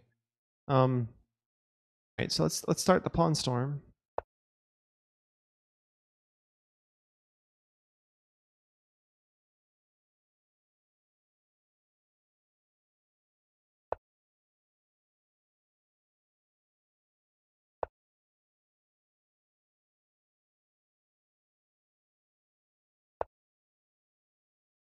That loses a pawn. And I will take pawns. I do like taking pawns. I'm not above taking pawns.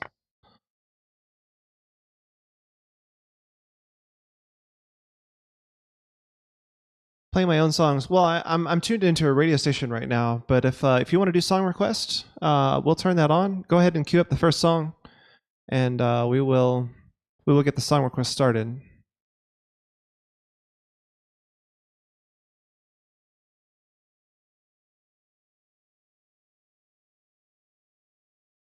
Okay, so this move is pretty weakening. Allows me to get in on the white squares. So I think some more developing moves are in order. This looks natural. Okay, queen here threatens g4 against the bishop and indirectly against c7.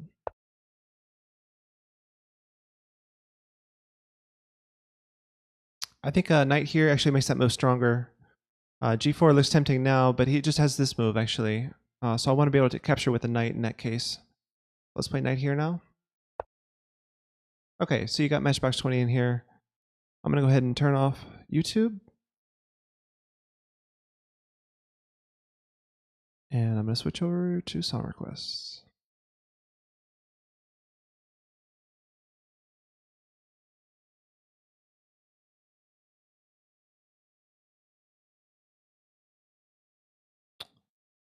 It's an old song. Matchbox 20. All right, good deal. That's funny because I know the name Matchbox 20, but I can't say I could name, like, I don't know the name of any of their songs, even though I recognize them, right? So I just never put the songs with the band name before. So this will be educational for me.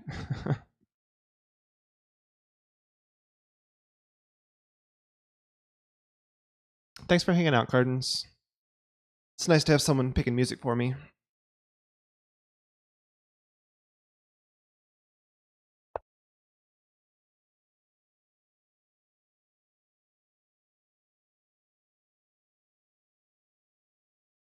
So I'm going to trade here and then play g4 like I was planning earlier.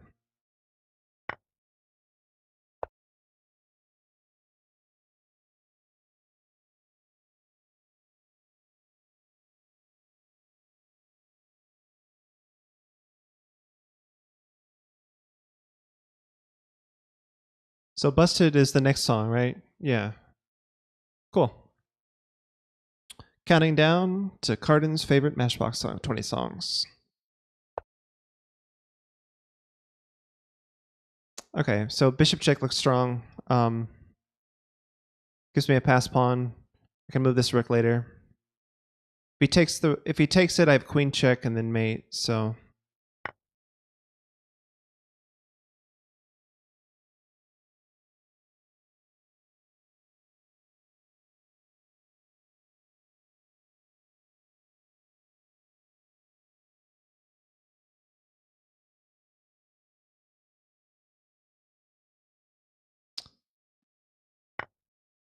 yeah, that's gonna happen every now and then. Sorry about that. All right, that's mate in 2. Yeah, Cardin's. I'm using I'm using this thing called low latency video, where my video gets to you a lot faster than a normal streamer, but the downside is that the video can jerk and lag occasionally. So it's a downside, but the upside is that you and I get to interact a lot more quickly in chat. So I think it's worth it. I don't know.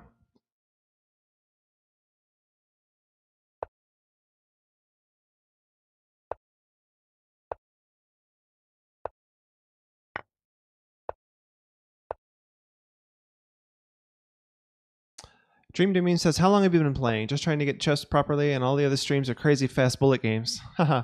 Yeah, I like to slow it down. 5 minutes is actually relatively fast for me, so you'll see me playing much longer time controls. And I like to sit and explain every move, so at least as many moves as possible. All right, so I need to defend against this threat, so I think e3 is the only move here. Yeah, I definitely like it to slow it down. So the knight move here attacked this pawn, so I defended it, but it also attacked here. So this gang up on the initially weak f2 and f7 squares, and those are weak only because the king is the only one defending that pawn. So, okay, so now he's ganging up on this pawn. I can't save it, so I might as well just give it to him and develop a piece at the same time. I think developing my bishop is a nice move, so I can castle later. So I'm going to develop this bishop. Yeah, bullet has its place. You know, if you're just trying to kill some time.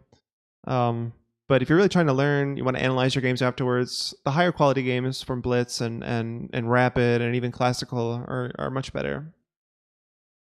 All right, so I got to worry about my dark squared bishop. My knight has a natural square, but I want to try to think about what to do with my dark squared bishop. I kind of like the idea of a3 and b4 and then bishop b2. I like that better just because it keeps the e pawn protected. If I was to play e4 here, that pawn would be loose and a liability for me to have to defend constantly.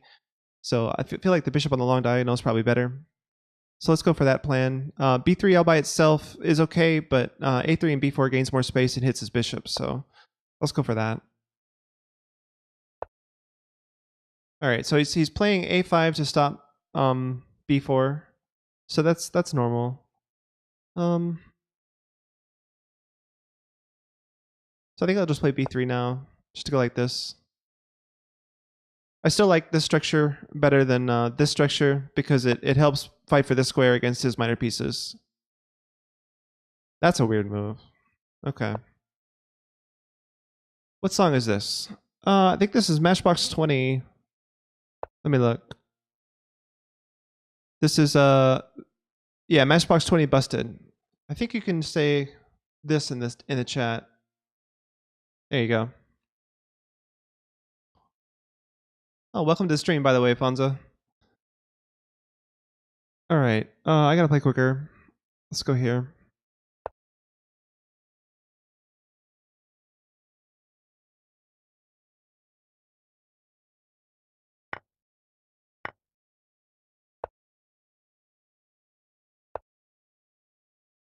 So he's playing this with his rook.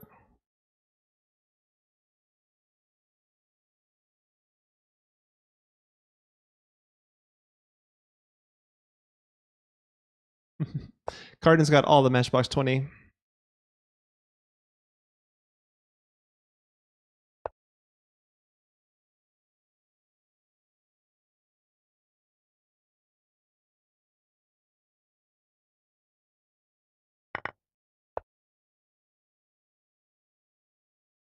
So on this move, I have H3. So that's not a big deal.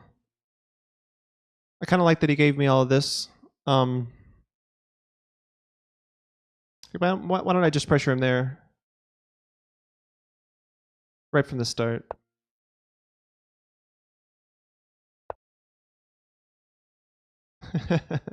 Cardins, you and one of my other subscribers are the biggest song requesters. So there's a guy who's usually here, Arizot, and he likes to request a lot of songs too. So all right, we're up to 9 viewers. That's a good deal. Okay, so this pawn is hanging. I feel like I can take him. Yeah, this knight isn't doing too much over here that's very important, so let's go here. It attacks the rook. That's a nice bonus.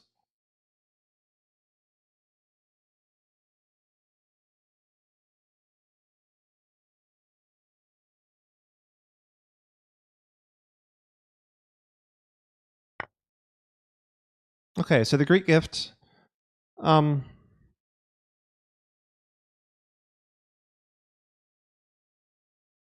right, so this is a little bit worrying because my bishop's not here. If my bishop was already here, I could play, like rook here and stop the mate. But now I think I have to actually play like this. I can't accept the bishop, so I'm hitting his queen.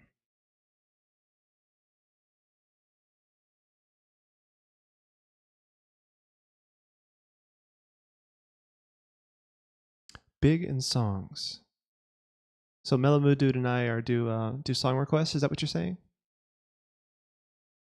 I haven't actually checked out Melamood Dude. Maybe I should.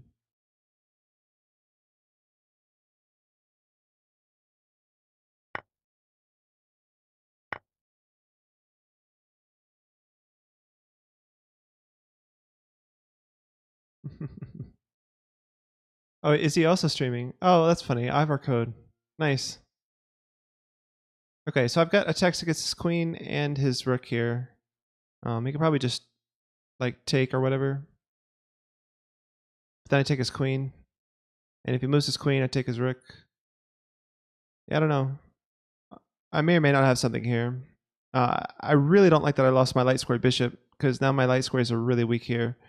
But maybe if I can survive somehow, um, I might have some material coming.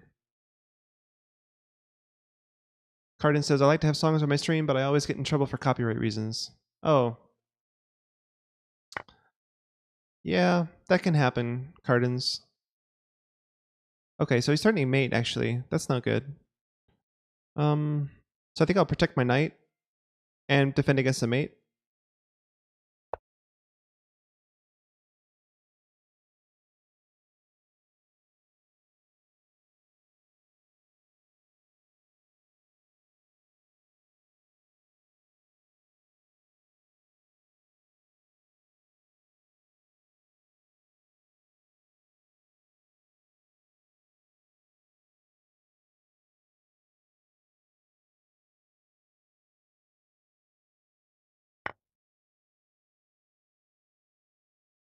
Okay. So in this case, he's attacking my thing, but I want to go ahead and take his I want to take his rook now.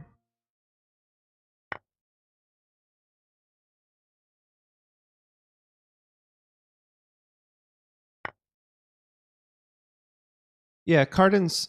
So I figured out a way around that. I don't record my audio. I don't record my music. I record my game sounds and my voice, but I don't record my music. So all of my uploads go to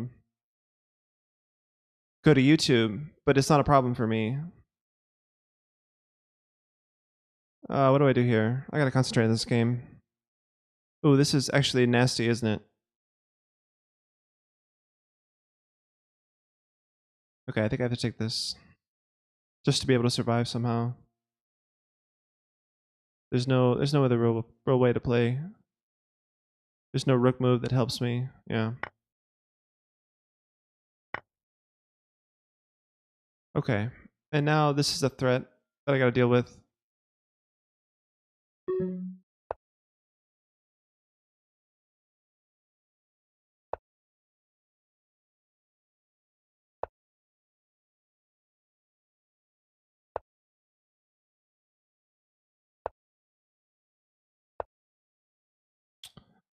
Oh no, I think I've been checkmated. Yeah, this doesn't work any. This now it's not it's unstoppable. All right, so I'll resign this. Back to tournament. Two different encoders. No. Oh well, yeah, yeah. So I have my stream going out, and then I record with a different encoder. So the way I don't record the music is that I have two different programs. So Chrome um, is one program, right? So it's just covering Lichess, and then all my music is coming from Safari. And then I use a virtual audio cable to route Safari to one audio device and route Chrome to another audio device. And then both of those devices show up in my mixer in OBS.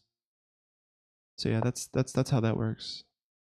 And then I can choose which of those channels go to which audio streams.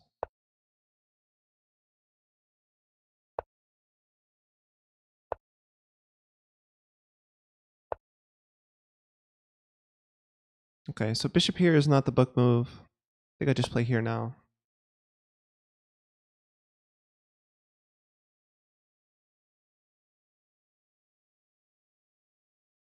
Yeah, I knew OBS added that multi-track feature recently, so I really wanted to take advantage of that, and it took a while for me to figure that out, but I finally figured it out, and then yeah, I'm happy about it now. This guy does not know this opening, and is making all kinds of mistakes here. It's just crazy.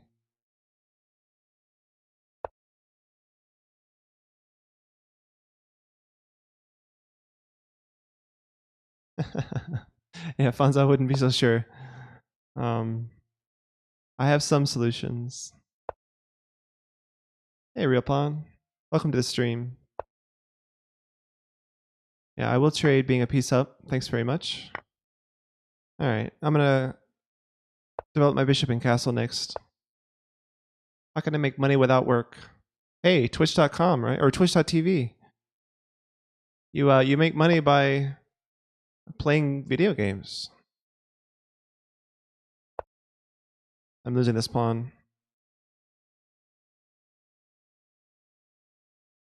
Oh no, I'm not. The queen's not on it. Okay. Earlier the queen was on it, I think. Let's go here.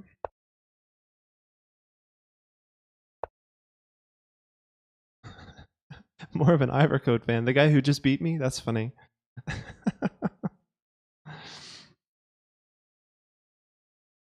Oh, let's see. Okay, I can't take here, obviously. I could push. That looks decent.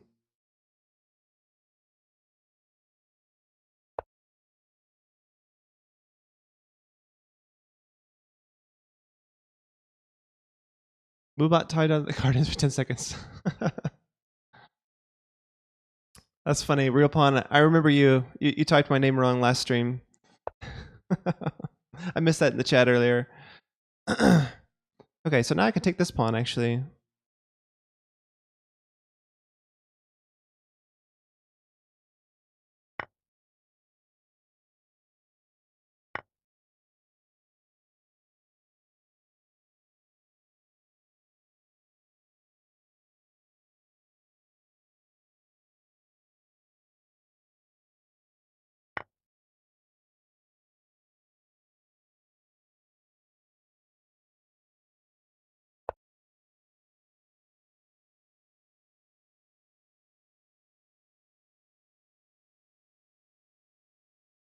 Hmm.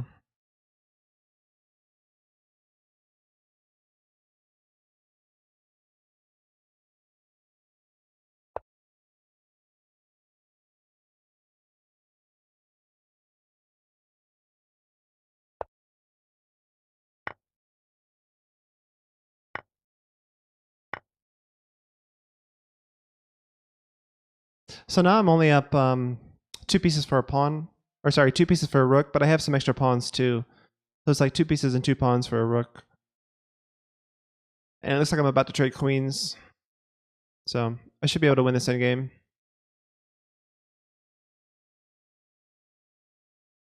Losing this pawn. This comes with a nice threat. Let's try that.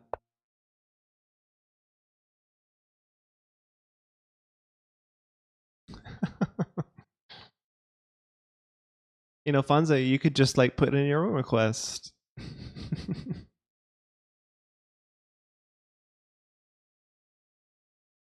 I should drink more water.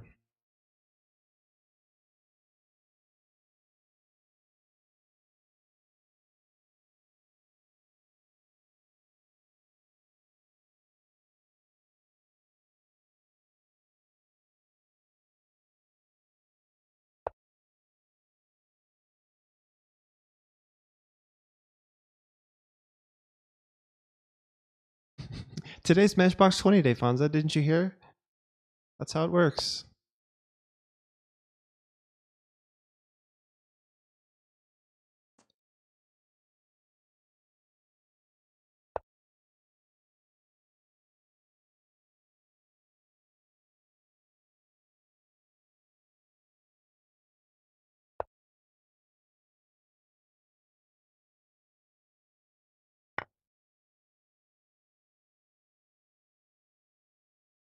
Current song. It should work, actually. That's weird. Oh no. I've fallen for something. Help, I've fallen and I can't get up. Let's see. What do I do here? Maybe this?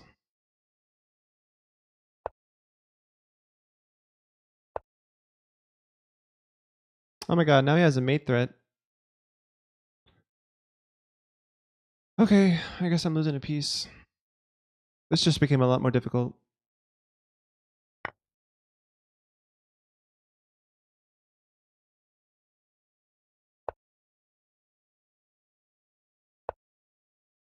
Oh, well that's a free queen. I'm happy to take that. Maybe it's not so difficult anymore. Alright, back to tournament. That probably was a mouse slip. He probably meant to play queen a8 instead of queen a7.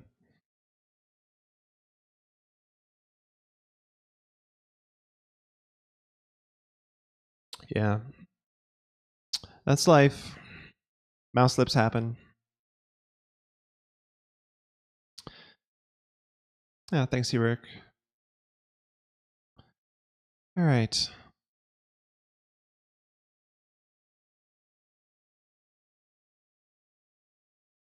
No current song found through a song request. What in the world?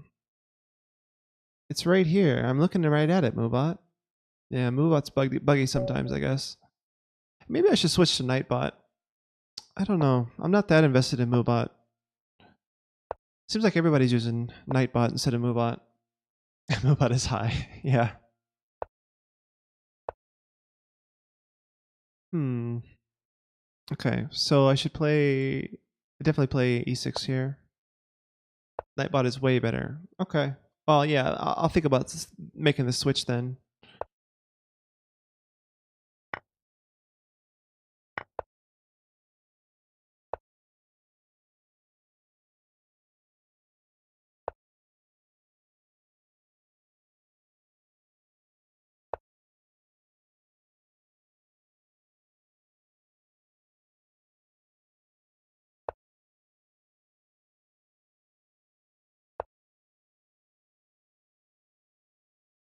I thought Nightbot and Moobot were pretty evenly split among chess streamers when I started streaming. But then, I just chose Moobot at random, and then I see mostly people have Nightbot. So yeah, I guess it makes sense now why people Prefer Nightbot.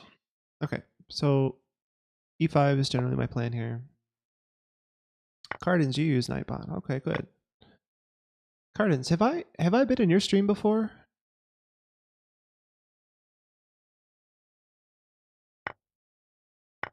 That is a thing I like to do, is just hang out in chess streams and chat.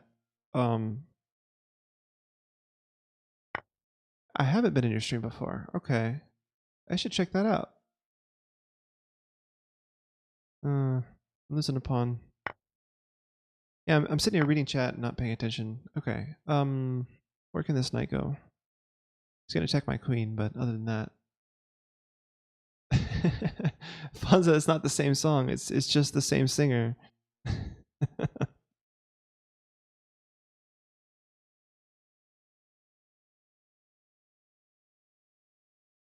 Or did it repeat? I'm not sure. Sometimes Moobot likes to do that too. Let's just skip. Let's just skip. We have a new song, right? Waiting for us. Yeah. There's several here. Okay. Sometimes Moobot will repeat songs. Yeah, it's official. I'm switching to Nightbot next stream. I'll look it up tonight after the stream and figure that out. All right.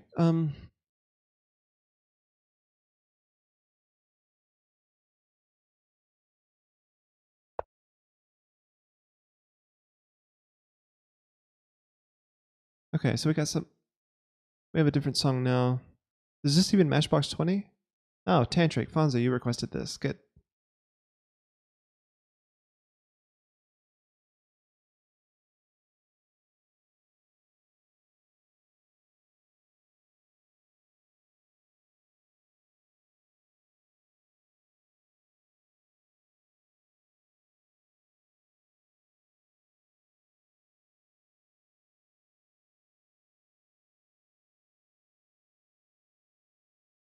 I am playing the hourly blitz, yeah, Cardins.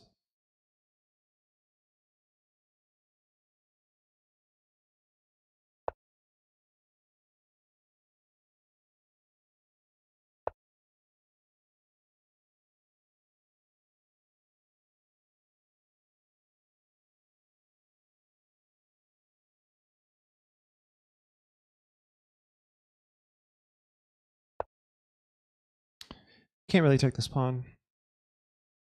Just trying to put pressure here so I can take and then do this. Yeah, I think he has to castle now, and then I should defend my pawn. Thanks for the bits, Cardins. Oh, was that? Okay, so I had the text to speech right on for bits. So did you guys even hear that? Because I had a hard time hearing that. Maybe I should adjust that volume. It's not very often that I get to hear my own text to speech.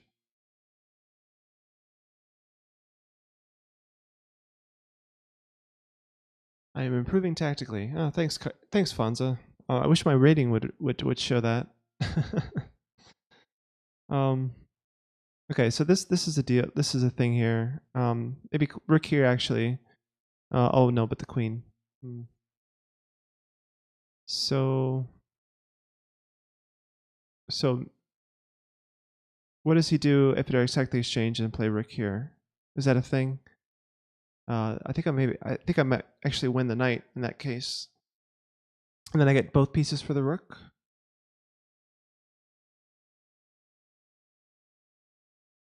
I'm gonna try it. I don't know for sure that it works, but I'm gonna try it. Oh, he has this check. Oh my god, what am I doing? Golden medal. Nice. Yeah, I think I need to adjust that in Streamlabs. Let's see if I can adjust that now actually. Oh, he didn't do that. Okay.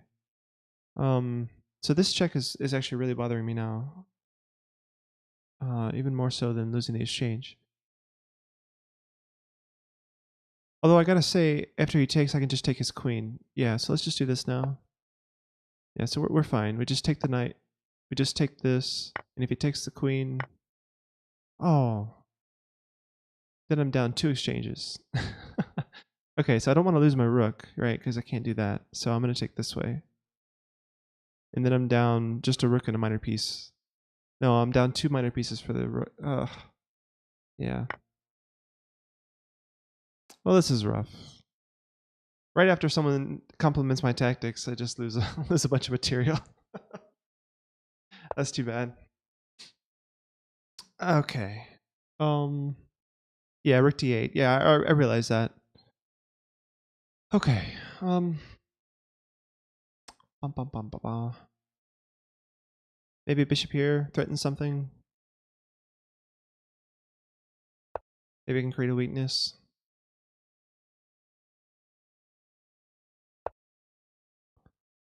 Okay, so now I want to threaten this maybe. I don't know. I'm just kind of moving my pieces around. I don't really know what my plan should be, being this material down. I mean, I just want to create threats, I guess. Try to develop. Just need to like create weaknesses to attack. Maybe I can try to advance these pawns to I lose my pawn.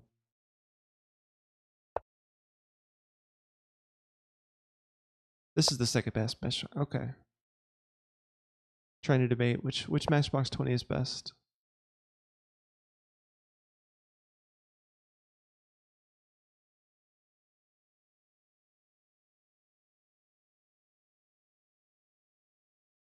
So how many songs do we have in the playlist now coming up?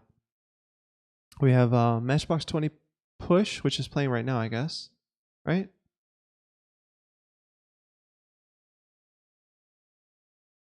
Yeah, Push is playing right now. And then coming up, we have Audio Slave and then Avantasia. I've heard of Audio Slave. I've never heard of Avantasia. That's a Fonza request. Yeah, both of these are Fonza requests. Okay, cool. I only have 20 seconds. So I gotta move fast. Don't really want to trade.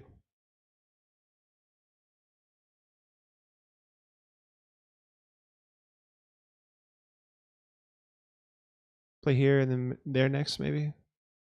No, not this one. The next two are both your requests.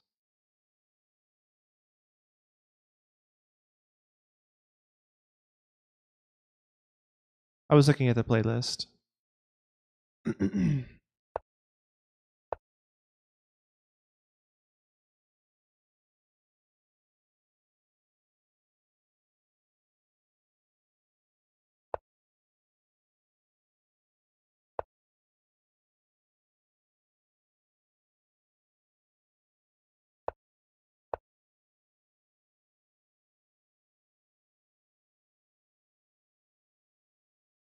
I remember singing this song as a teenager in the car, riding down the road.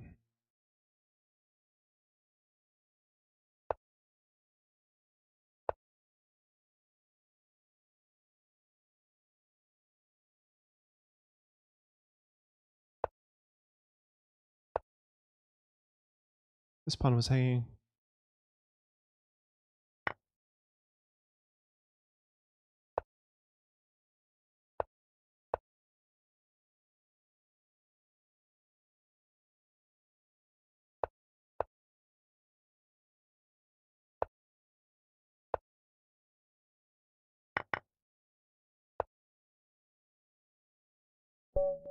Darn.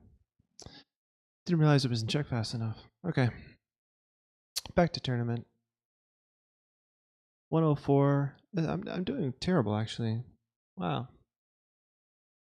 104 out of 230. That is not good. Maybe I can get one more win in. I don't think I've been paired with anybody under me. Yeah, it's one guy. I got paired with 1300. Everybody else has been 17 something. That's interesting. I think Lichess purposefully pairs you with other similarly rated people, like with the same amount of points as you. Yeah, so you saw all those other 1400s around me in my pairings. This guy, yeah, I mean, this guy is also in my thing, but I don't know where he is in the standings, like close to me or not. But it's so funny that Lichess does that on purpose. Like they always pair you up against, like no matter how bad you're doing in the tournament, they always pair you up against something like with your similar rating. Okay, what is this?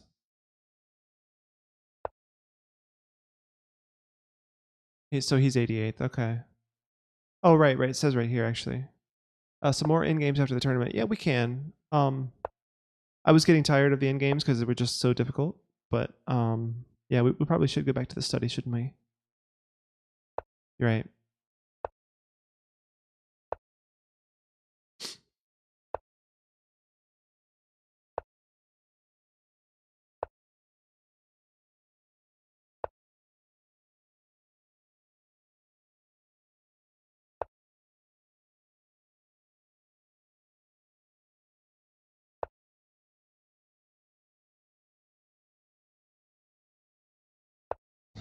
I sing.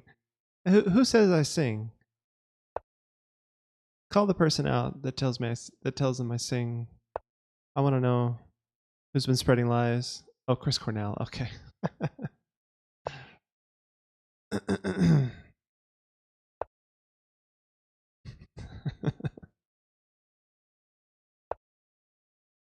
Oh, okay. So that doubles his pawns. And I don't see how he defends. Like, that's a weakness, right? Like, he can't defend this pawn, so I just win it.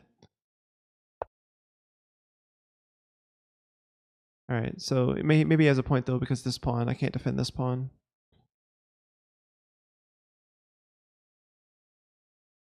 And actually, maybe I'm in trouble, right? Because once this pawn goes, so does this one. I have f4, though. Yeah, this is getting dangerous for me.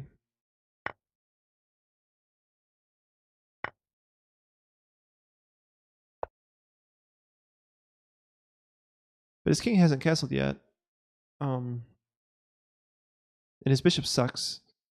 My bishop's not much better, though. So maybe there's some bright side here. I don't know. Let's defend the square.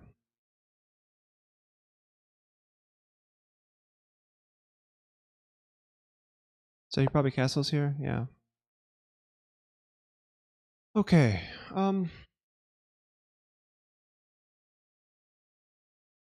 Pawnstorm. This is what we do against the opposite sides castling. Just do pawn storms. Don't even think about it.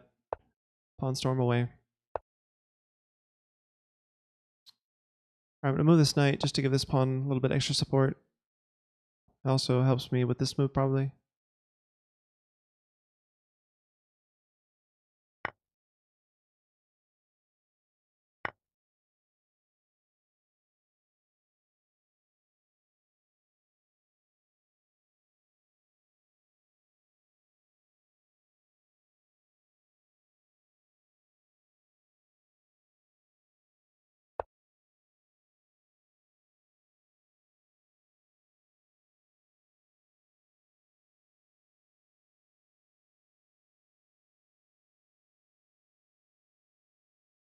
Hmm.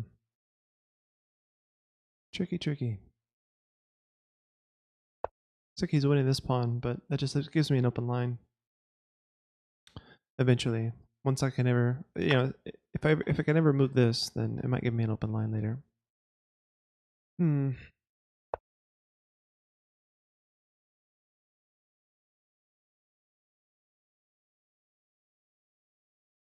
Hey, now current sign works. Yeah, the C files is a good compensation, I think. I have to move. I have to be able to move this bishop to take advantage. Hmm.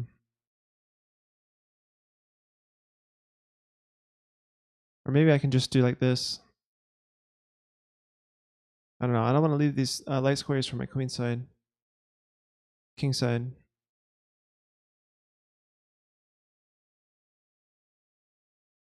This whole thing hurts right here. This is really bad.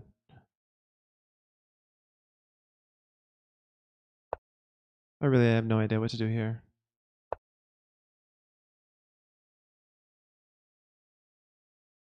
I'm just gonna use this pawn like a human shield. Just tuck in behind him.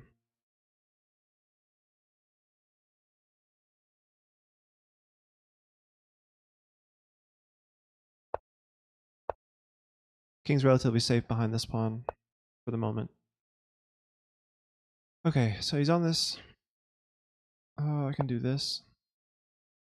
The bishop's got this pawn. Worried about this move.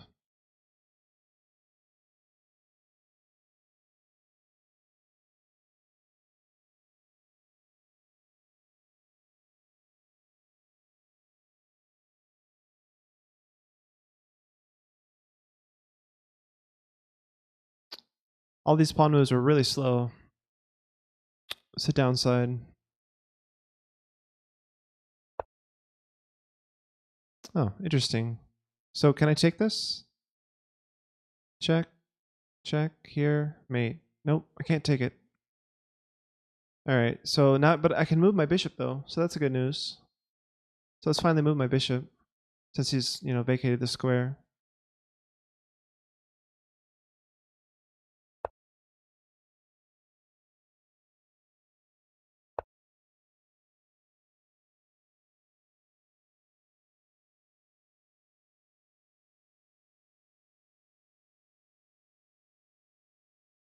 Oh, I just dropped this pawn though. Well, not anymore actually because of this rook. So does that threaten anything? It threatens my rook. Let's go here. Now I can take here. Oh, but he takes there. Oh, this is check. Nice. Thank goodness for checks. Okay, now I want to take here and just simplify. Let my piece up after the queen trade.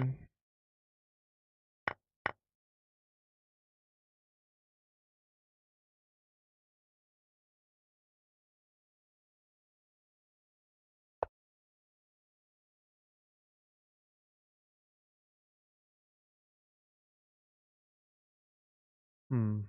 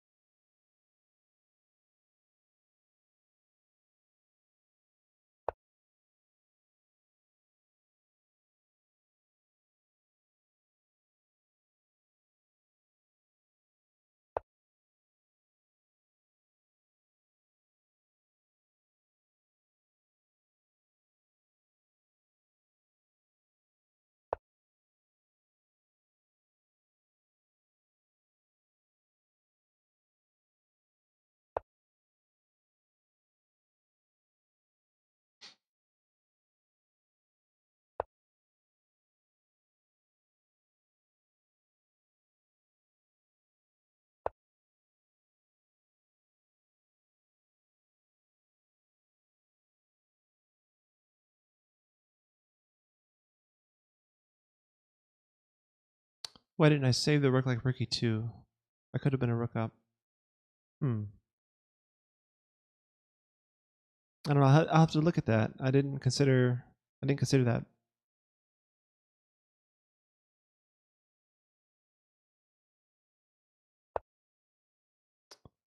Okay. Let's do this.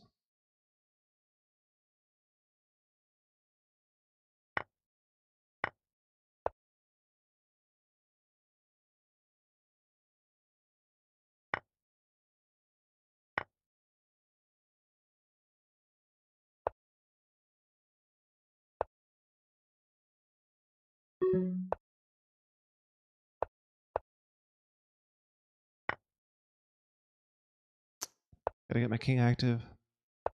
Oh no, I just walked into this. Ouch. And I'm losing my last pawn. This is a goner.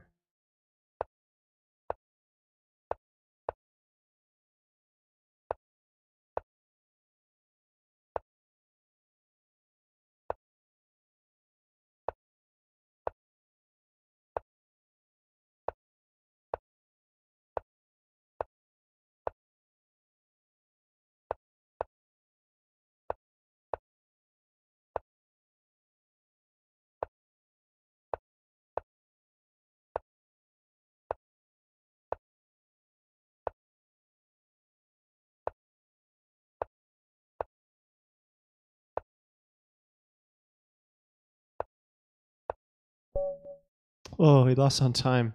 I actually won that game. Certainly did not deserve to win that. I mean, I had some good tactics in the middle game, but once the end game rolled around, my king was horribly misplaced, way over on the right side of the board. That's crazy that I won that.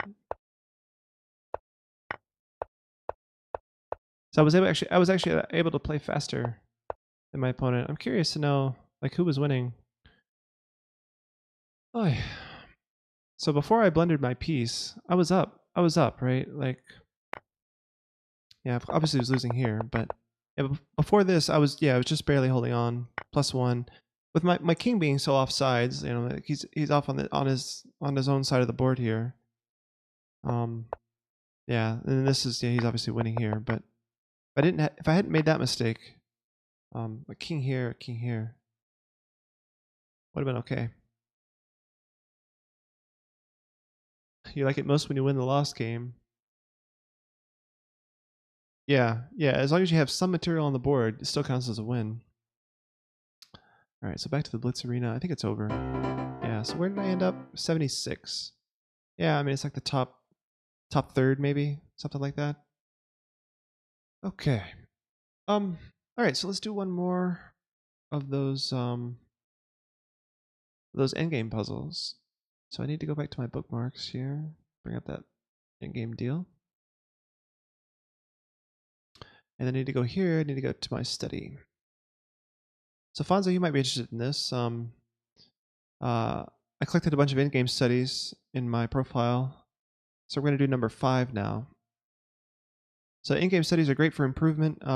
They help you calculate. Oh my god, and the stockfish. Okay, nobody saw that, right? Yeah, you probably couldn't even see it in the layout. But yeah, stockfish was giving some winning lines. I just had to turn it off. I did not see it, so we'll just keep it like this for now. All right, so black is up a couple of pawns, or just one pawn, but his king is really unsafe. So I feel like there must be something good here with attacking black's king and yeah, maybe even giving checkmate somehow. Let's see. I know the best book of in-game settings, the old book. Huh. Okay. Yeah, so you have a book then. I need to get a book myself. Because right now all I have is this collection of 98 puzzles from whatchamacallit, from CT Art, Chess King. All right, so I'm looking at queen here, forces there, queen here, forces back or there, but then this pawn's protected. Queen check. Oh, wait, queen check first. King here, this is mate. So that's no good. So king back. So king back this way, check. I don't know, all I can do is get the king in the corner by himself. Can't really checkmate or anything. How would that work? So queen here, you can escape down to the corner, and I don't have a checkmate. Here, there, you can escape this way.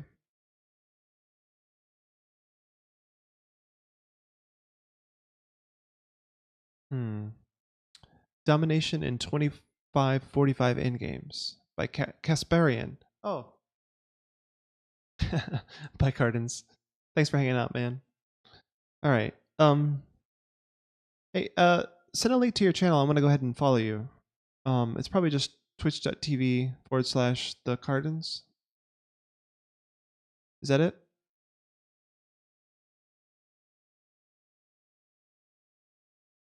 Let me check this out really quick. Oh yeah, there you are. I sent you a follow, Cardins. Maybe I'll show up next time. Okay.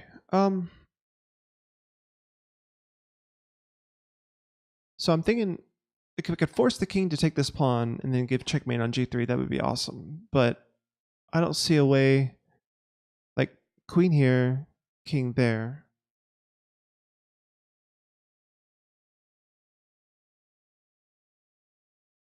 Queen here, king there. I'm just not seeing an improvement. Like there's no better queen moves when the queen's here versus when she's here.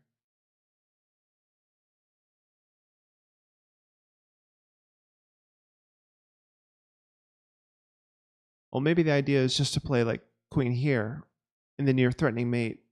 And I guess black can go here actually. Who wins? White? Yeah, it's white to move. White to move and win basically. And white's pawns, of course, are going this way. So black's king is kind of really offsides here, and we're trying to punish that. And the name of the series of puzzles is attacking the enemy king. So this should be a hint, I guess. I was looking at this move. I was looking at this move. I'm not seeing it. The problem I have with bishop f3 or queen f3 is that king h2 seems to prevent the checkmate. I'd like to be able to force the king to take on h4. I'm not seeing a convenient way to do that.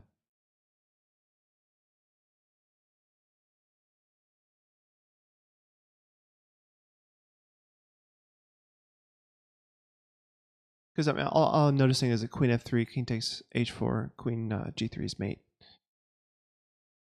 But the king always has other squares instead of taking the pawn. That's the problem. Like I can force the king to g4, but then after this move he has here instead of taking. I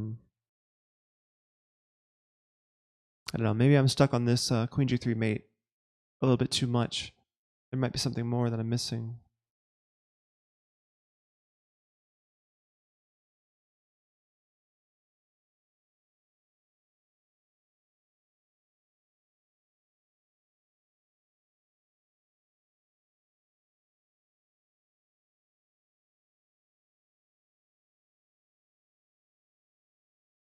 Yeah, so I was thinking about that, like in another position, like queen here, there, there, there, and then I was thinking queen here, but the king escapes.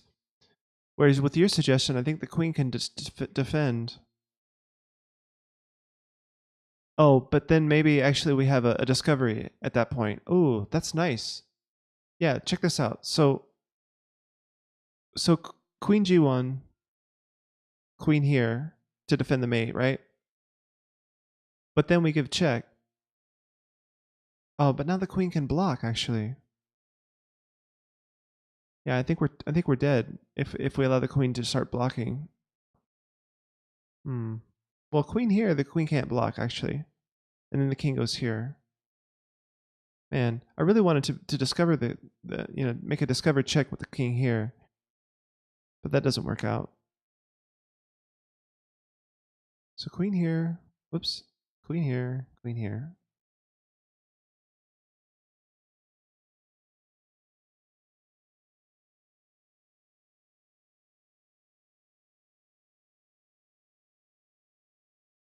Creed, what if? That's a good song. I've heard that before.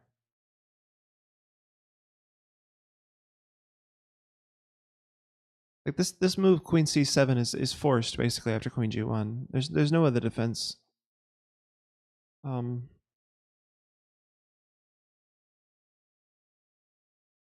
forcing lines are good. That's why I was looking at the checks.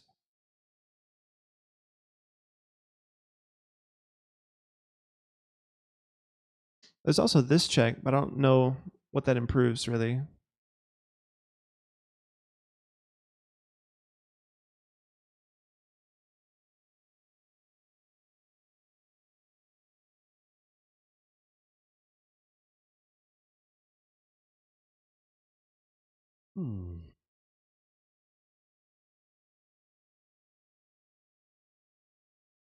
The queen g1, queen c7. And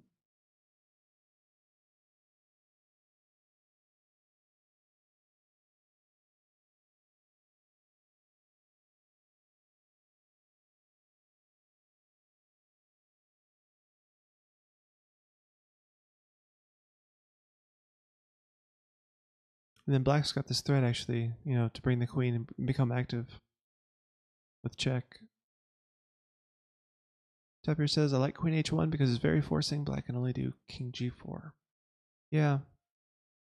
So we were looking at this earlier. Queen h1, king g4. The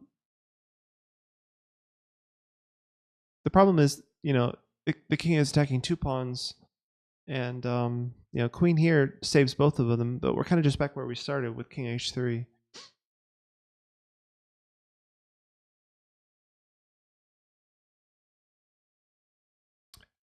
And then I was thinking queen here to threaten the checkmate, but the king runs away.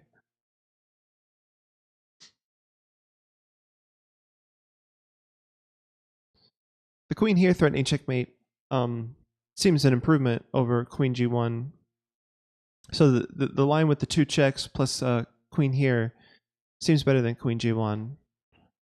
But then king g2 is the only problem, right? Queen g1 has the nice benefit of cutting off all the squares from the king, but king f4 means that the black queen can't come to the defense.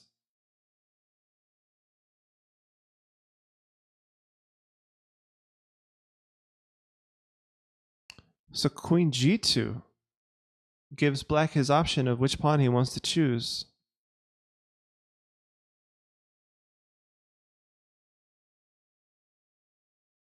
I mean, even then he could tick here or just go there. I don't know, Fonza. What's your plan after king takes f5?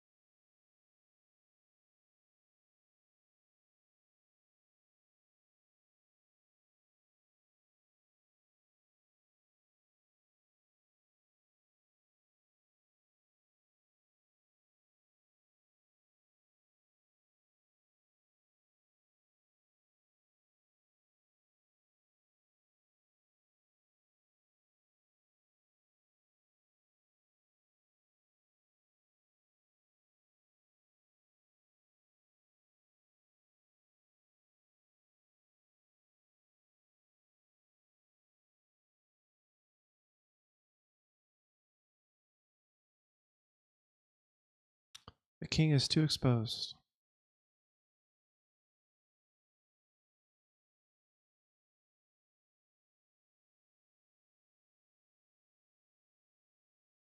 Well,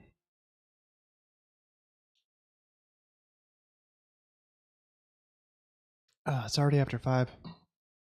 Yeah, this one is difficult. I feel like almost giving up because I'm not seeing any tactical, like there's no skewers, there's no pins, there is a mate threat, but like black has to kind of help us if we're going to mate him here.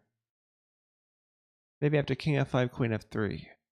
Queen f3 and then king e5, and there's still no skewers or pins or anything. So then you can't even take here, right? Because the queen's on it.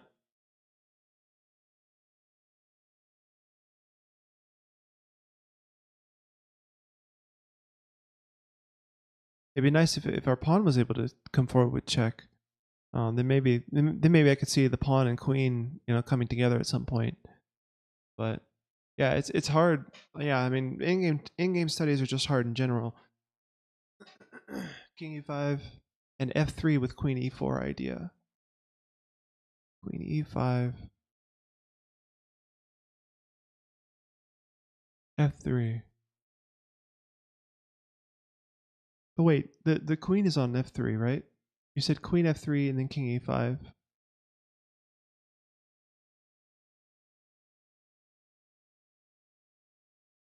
Yeah, that's rough.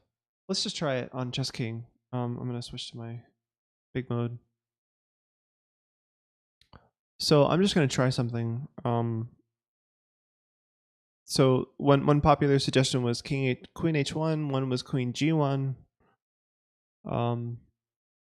Let's try the queen h1. Okay, so apparently that was like one fifth of the way there. So this was the right way. Queen h1, king g4, queen e4, queen h3, queen e6 question mark. Queen e6. I'm not really sure what that accomplishes. Queen e6. It takes a bunch of squares away from the queen. Like the queen has to go back to like queen f8 to avoid the trade.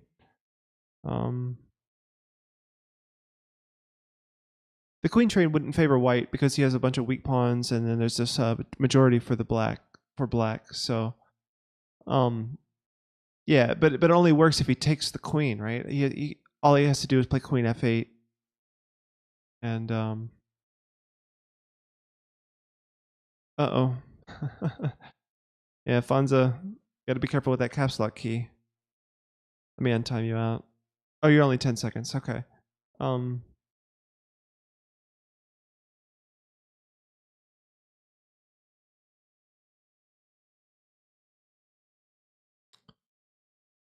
So, but you said queen e4 with queen e6. So, but is queen e6 a thing? Like, for real? Hang on.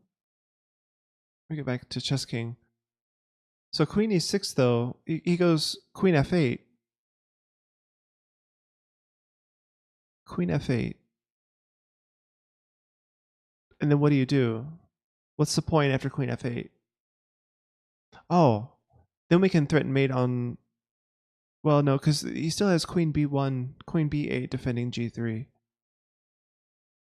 Queen h1, king g4, queen e4. Yeah, so we were thinking about queen e4, right? Okay, so that's the thing. So queen e6, queen f8, queen back here check, king down. With the idea queen e6. But queen e6 does what? Like queen e6, queen f8, then what? I mean, obviously he's not going to take the queen. I mean, that gives me a pass pawn and a win. So queen f8. And I don't see what we have that we didn't have before when we play queen e6.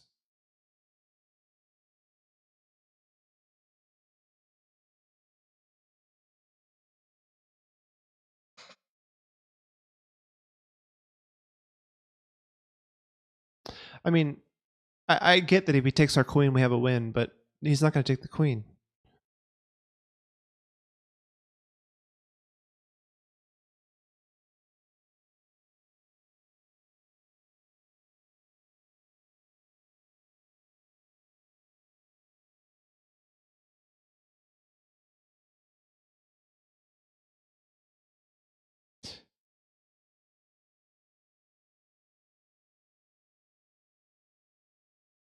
Because of mate at g3. And let's go ahead and untime out.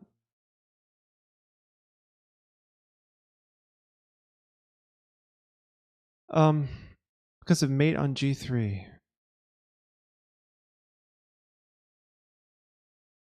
Queen e6, queen f8. Where's the mate?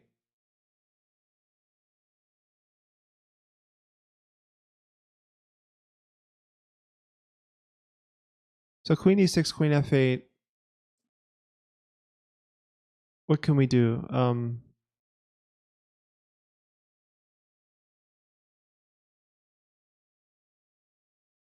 Queen d6 threatens mate, so he has to exchange, or am I missing something? What is the mate? What are you talking about? Queen e6 threatens mate?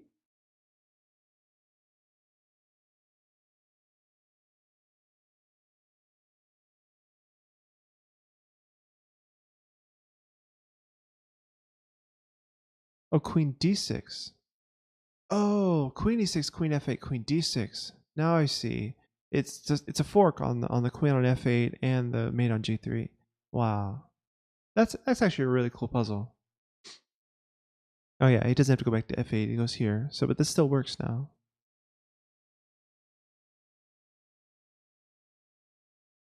Oh, that is so cool. Way to go, guys. You had to baby step me through it, didn't you? That was a good puzzle, though. That was a really good puzzle. I really like this. Okay, let's just notate the solution here in Lichess. I'll turn this into one of those.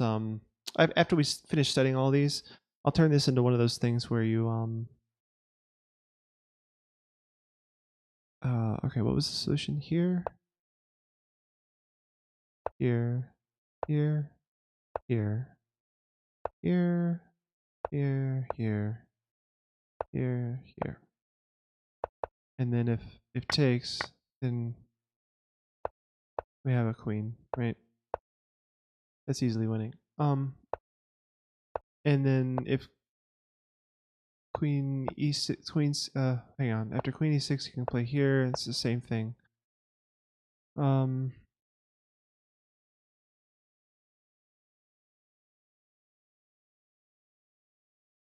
It's pretty good.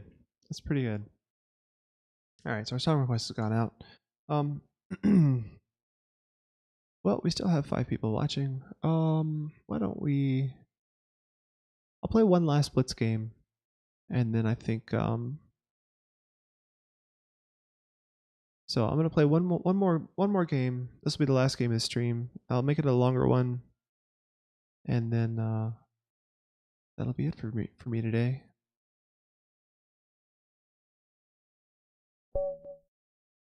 Okay, so I got a game against Louis Villeda.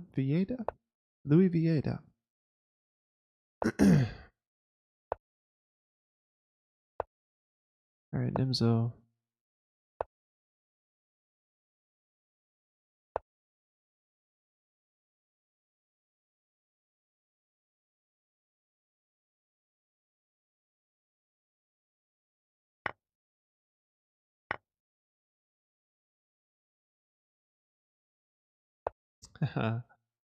We got some rock and roll or heavy metal really.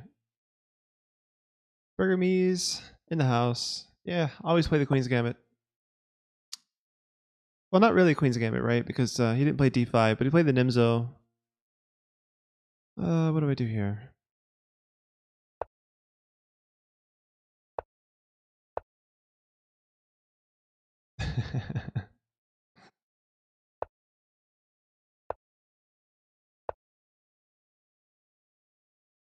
All right. So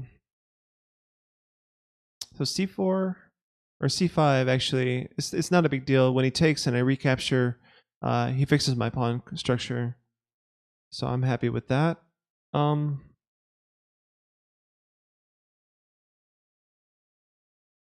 think I want to play A5. Or sorry, A4, and then maybe think about bishop here or there, depending on what he does.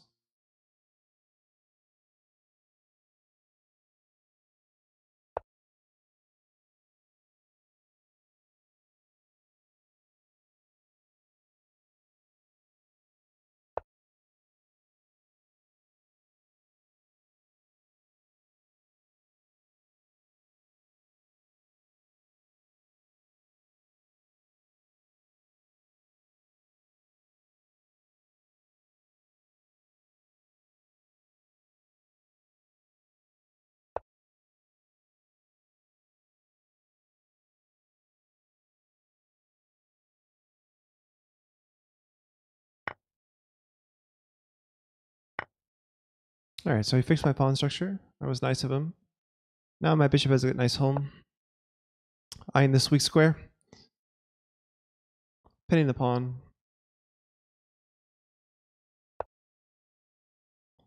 Okay, and now my bishop is nicely eyeing this weak square. This pawn is still pinned, by the way.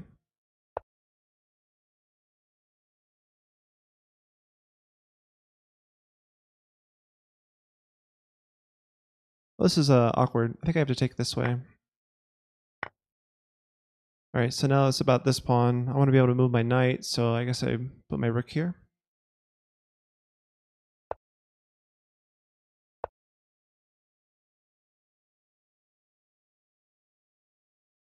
I'm going to move my bishop just to help prevent that move, maybe. And maybe prepare this move. Can I get away with this? 1, 2, 1, 2. Yeah, it looks like it.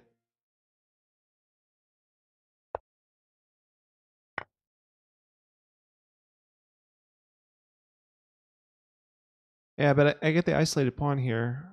So the question is, how much material do I want to be on the board while I have that isolated pawn? That'll determine the order of my trades. I think getting rid of the dark square bishop is a good idea, so I'll take with the bishop first. Now the question is, do I want the queens on the board while I have the isolated pawn? And I think I do, actually.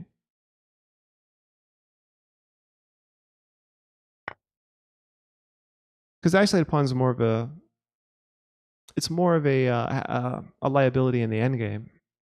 So that's my reasoning for this now. So the queen's off the board. That's kind of the signal of the endgame, isn't it?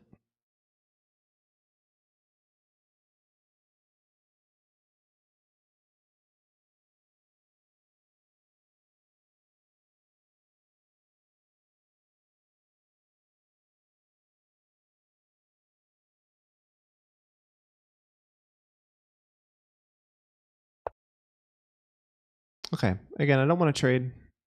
But this seems like a decent home for my knight. Maybe even coming here. All over the place. My knight could go all over the place. I want to kick his knight away first, though. Can't allow this.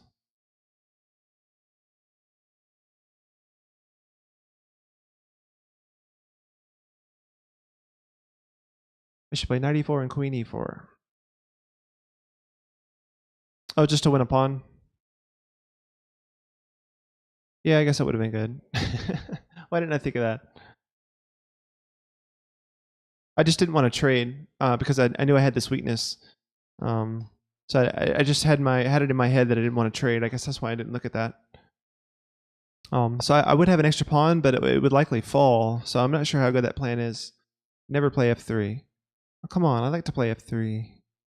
What's wrong with f3? Like his knight literally has to go back here, and then f3 is going to control both of these squares against his knight. Where else does his knight go? Can't take or go this way. I guess he could go here, technically. But then he loses his knight because he doesn't have any squares. Yeah, I'm going to play f3.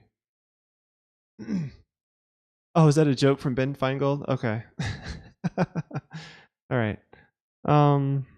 Okay, so now I can get away with putting my knight here. No, I think f3 is actually principled here because it helps play against his minor piece.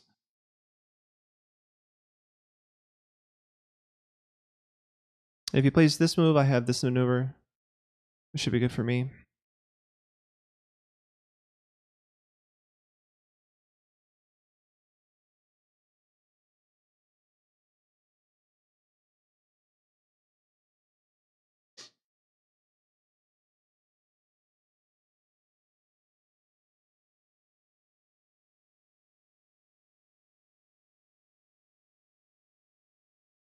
So I have a pass pawn, but it's weak. So I have to keep an eye on it. Let's fight for the open file.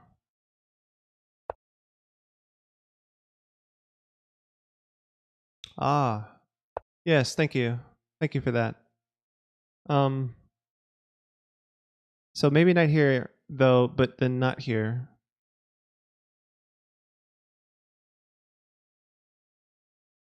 Although wait, the pawn takes the queen. Takes. Oh, but the queen's not going to be on that square because she has to move, right, because of this. Yeah. Well, that's unfortunate. Okay. Well, I'm going to put my knight here anyway, and then just not come in here. At least not right away. I can support it with g4. Oh, also the queen is guarding it, so that's good news. If he plays queen here, then I can go here.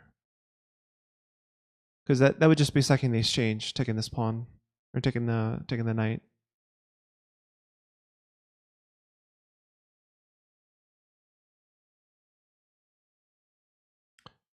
If queen f2 and queen g3. Oh right, to attack here. Yeah, unfortunately the queen is on my knight. I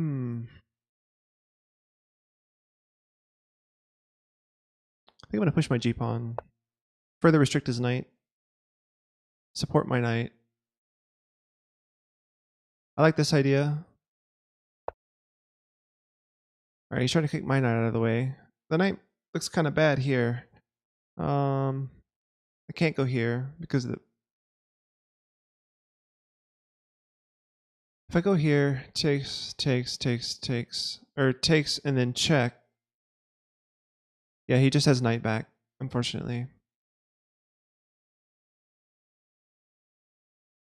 And knight here would lose the knight. Or no, I could support it this way. Oh, that's cool actually.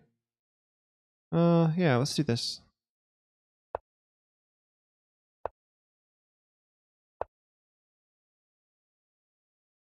So Fonz is saying rook b6. That might still work after this knight moves. With the knight pressuring here, this might be something. Or like you guys say, rook b6, it wins this pawn. So knight here and then rook b6. That could be a thing. That could be a thing.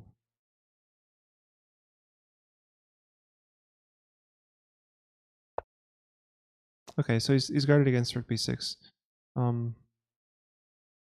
Could push my pawn and then play rook b7.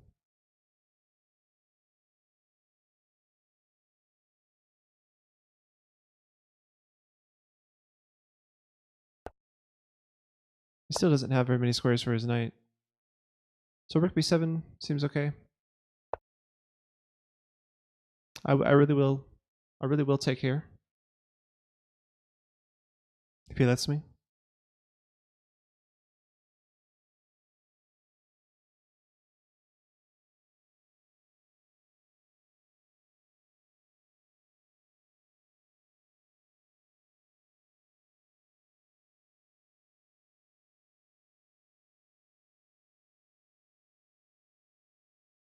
I'm not sure how he stops me from taking there, honestly. I guess he's gonna take back here.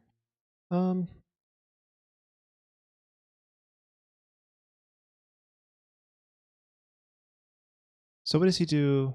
No, he can't take here, right? Because then this would be mate.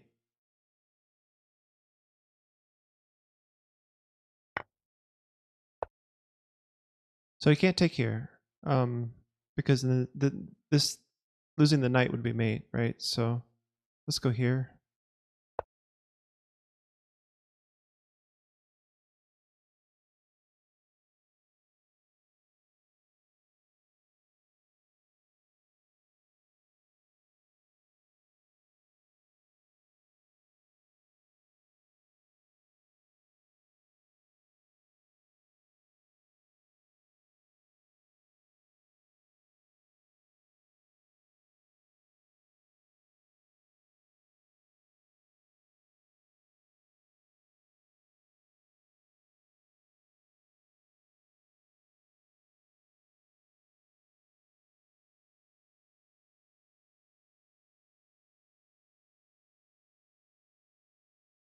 He's running out of time here.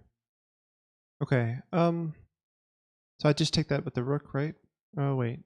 Rook takes queen. No, it doesn't work. I just move my queen, I guess.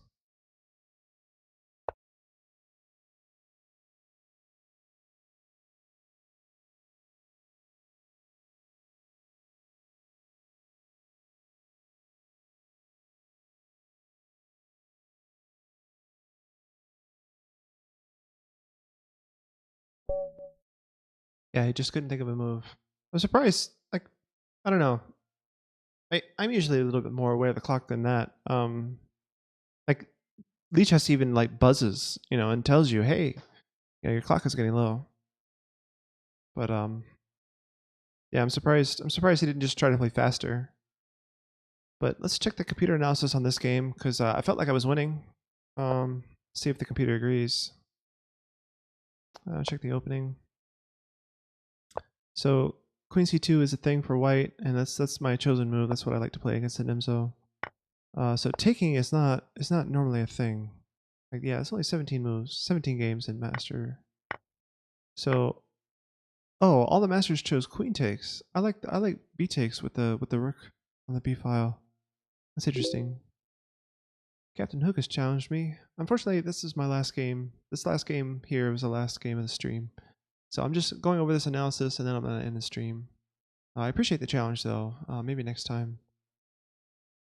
So yeah, B takes, I like this for the dynamic, the have open file on the B file. So there was actually an opening hit here. Yeah, here d6 was played by a master before, just a different move order transposition. And then now we've kind of gotten out of book completely, I think. Yeah. All right, but the computer likes black so far. Starting to think it's more equal. So yeah, now it likes white better after they fixed my pawn structure. Still pretty equal though.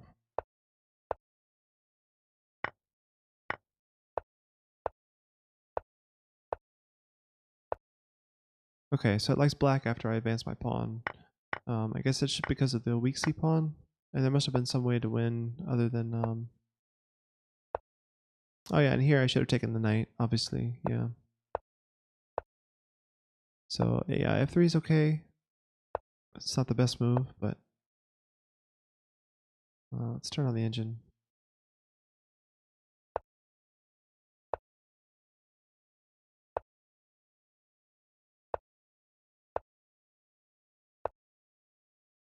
Okay, so knight f5 is the move here. Yeah. And then queen here. What am I supposed to do? Oh yeah. Yeah, rook b6. That's what you guys wanted me to do. Rook b6 is the move here. So it's equal after this because of I don't know, g6. It did like knight h6 check is the second move. Oh, let me show you guys the analysis. Yeah. So knight h6 check is one of the top moves. It's not the best though. And then g5. Oh, knight g8 actually. Yeah, would have gotten rid of the pressure.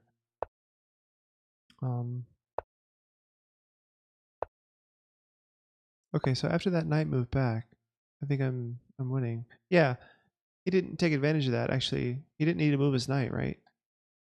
He didn't need to move his knight because of the pin.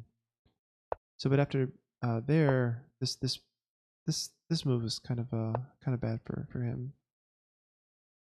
Queen b2 apparently was strong here. But yeah, I like taking. And then again, queen b2. What's the deal with queen b2? I wonder. I guess it just pins this pawn, threatens f4. Oh, weird. I had mate in 7 and I didn't find it. So c takes. Let's look at this mate in 7. So c takes d7. Bishop takes c5. Or rook takes c5. Rook takes c5. Wow. Threatening two different mates, I guess. Queen takes f7. Knight takes f7 check. King g7. King g7. Knight takes d6. Okay, so you just won all the stuff. Wow, that was really strong. So, yeah, allowing him to take your queen here, it's totally fine, apparently. Because you're threatening this and this. Well, this mainly. So what happens if you take here? Bishop here check. Oh yeah, and these aren't coordinated against the mate. Nice. Good deal. Well, thanks for watching, everyone. I appreciate the support. I'll see you guys later. I'll be back tomorrow, same time.